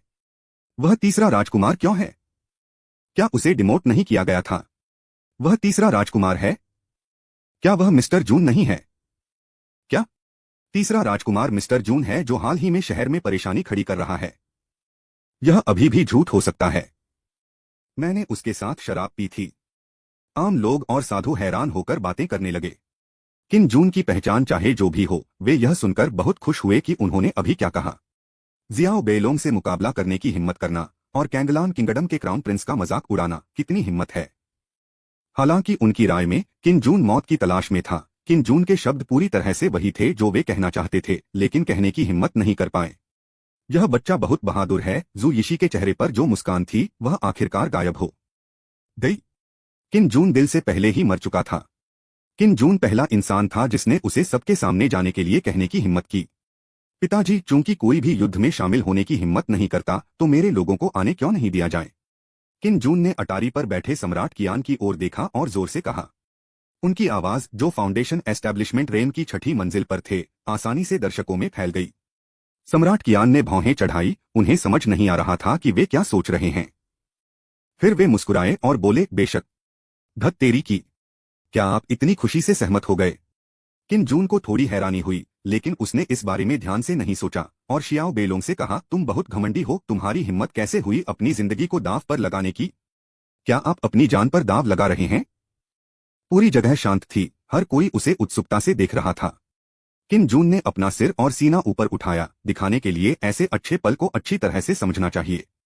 अपना सिर ऊंचा रखो। लोगों को देखने के लिए अपनी नाक का इस्तेमाल करें। चेहरा जितना सेक्सी होगा उतना अच्छा होगा। दिखावा ज्यादा से ज्यादा होना चाहिए। अपनी जान की बाजी क्यों लगा रहे हो? जियाओ बेलोंग ने मजाक में पूछा। वह एक नजर में बता सकता था कि किन जून की साधना निश्चित रूप से टॉप जीनियस में से एक थी। अगर वह किन जून को ईमानदारी और सही तरीके से खत्म कर सके तो बहुत अच्छा होगा। अटारी में बैठे कियान सम्राट ने किन जून को अजीब से भाव से देखा। ऐसा लग रहा था कि इस बेटे का पुनर्जन्म हुआ है। किन यू की आंखें लगभग आग की लपटों में बदल गईं जब उसने किन जून को देखा, जो सबका ध्यान अपनी ओर खींच रहा था। यह जानवर वापस क्यों आ गया है? वह मन ही मन गुस्से से चिल्लाया। तीसरा अपडेट, आज बहुत सारे रिवॉर्ड हैं, एक और चैप्टर जोड़े। अध्याय 51, अनियंत्रित। किन जून के इतने अनपढ़ और कानून तोड़ने की वजह असल में सम्राट कियान का प्यार था, क्योंकि सभी राजकुमारों में किन जून सबसे ज्यादा उन्हीं जैसा था। यही वजह है कि सम्राट कियान ने उसे नान युक्सिन के साथ शादी का कॉन्ट्रैक्ट करने दिया। लेकिन जैसे जैसे किन जून बड़ा हुआ, वह और भी शरारती होता गया, जिससे सम्राट कियान का उस पर प्यार धीरे धीरे कम होता गया। किन जून को किन यू के हाथ की वजह से डिमोट कर दिया गया। यह मैनिपुलेशन सिर्फ नान युक्सिन के लिए ही नहीं, बल्कि उसके दिल में छिपी जलन के लिए भी है। चाहे वह कितना भी अच्छा काम क्यों न करता हो, उसे हमेशा लगता था कि सम्राट कियान उसे लॉर्ड किन से कम पसंद करते हैं। खजाने को खराब करना एक जुर्म था जिसमें 9 कबीले शामिल थे। भले ही सम्राट किन जून से प्यार करते थे, लेकिन वे किन जून को ऐसा करते हुए बर्दाश्त नहीं कर सके, इसलिए गुस्से में उन्हें बॉर्डर पर डिमोट कर दिया गया। अब किन जून को फिर से आते देख, जो अब भी उतना ही चुलबुला था, किन यू को मिस्टर जून का सामना करते समय पहले से भी ज्यादा गुस्सा आया। उसे ऐसा भी लगा कि उसके साथ धोखा हुआ है। उसे लगा कि उसके पिता ने उसे धोखा दिया है। मेरे पिता ने फिर भी इस जानवर की रक्षा की। किन यू ने दांत पीसते हुए कहा कि काश वह सुजाकू स्टेज पर किन जून को खा पाता। अगर तुम मेरे आदमियों को हरा दोगे तो मैं सबके सामने सुसाइड कर लूंगा, किन जून ने मजाक में कहा, और जियाओ बेलोंग को घूरने लगा। जैसे ही ये शब्द निकले, पूरी जगह हंगामा मच गया। क्या तीसरा राजकुमार पागल है? दूसरी पार्टी जियाओ बेलोंग है। दाजी और गुआन यू दोनों ने काले कपड़े पहने हुए थे और उनके सिर टोपियों से ढके हुए थे, जिससे लोग उनके चेहरे साफ नहीं देख पा रहे थे। यही बात भिक्षुओं के साथ भी थी, इसलिए उन्हें दाजी और गुआन यू की ताकत पर शक था। बेशक किन जून को सपोर्ट करने वाले कुछ लोग हैं, जाहिर है वे लुओया इनके रहने वाले हैं। यह आदमी अलग इंसान जैसा क्यों महसूस कर रहा है? अटारी में नान युक्सिन ने पलकें झपकाईं और धीरे से कहा, पहले के किन जून में सबके सामने इतना घमंड करने की हिम्मत नहीं थी, दूसरे देशों के जनरलों और राजकुमारों का मजाक उड़ाने की तो बात ही छोड़ दें। क्या तुम सीरियस हो? जियाओ बेलोंग मुस्कुराया। किन जून जीने से पूरी तरह थक गया था। क्या मेरा राजकुमार तुम्हारे जैसे छोटे इंसान के साथ मजाक करेगा? किन जून ने गुस्से में होने का नाटक किया, जिससे पूरी ऑडियंस जोर से हंसने लगी। अटारी में बैठे सेनापति और सम्राट भी हंस पड़े। सिर्फ किन यू और कैंग ही नहीं हंसे। Blue kingdom group. मैं बस शब्दों की ताकत का फायदा उठाना चाहता हूं, जियाओ बेलोंग ने ठंडी आवाज में कहा। बहुत दुखी महसूस कर रहा था और जून किन को चाकू से 2 टुकड़े करना चाहता था। उसने गहरी आवाज में कहा, तो चलो शुरू करते हैं। आज मैं तुम्हारी पश्चिम लौटने की इच्छा पूरी करूंगा। यह कहना अजीब है कि आप लोगों को इतनी खूबसूरती से मार सकते हैं। किन जून ने अपनी आंखें घुमाई और फिर शेन यान से कहा, मेरी सबसे बड़ी पत्नी। हिजरा शेन, कृपया फॉर्मेशन में आगे बढ़े। शेन यान ने अजीब से चेहरे से उसे घूरते हुए कहा, प्लीज तीसरे राजकुमार से पहले नीचे उतर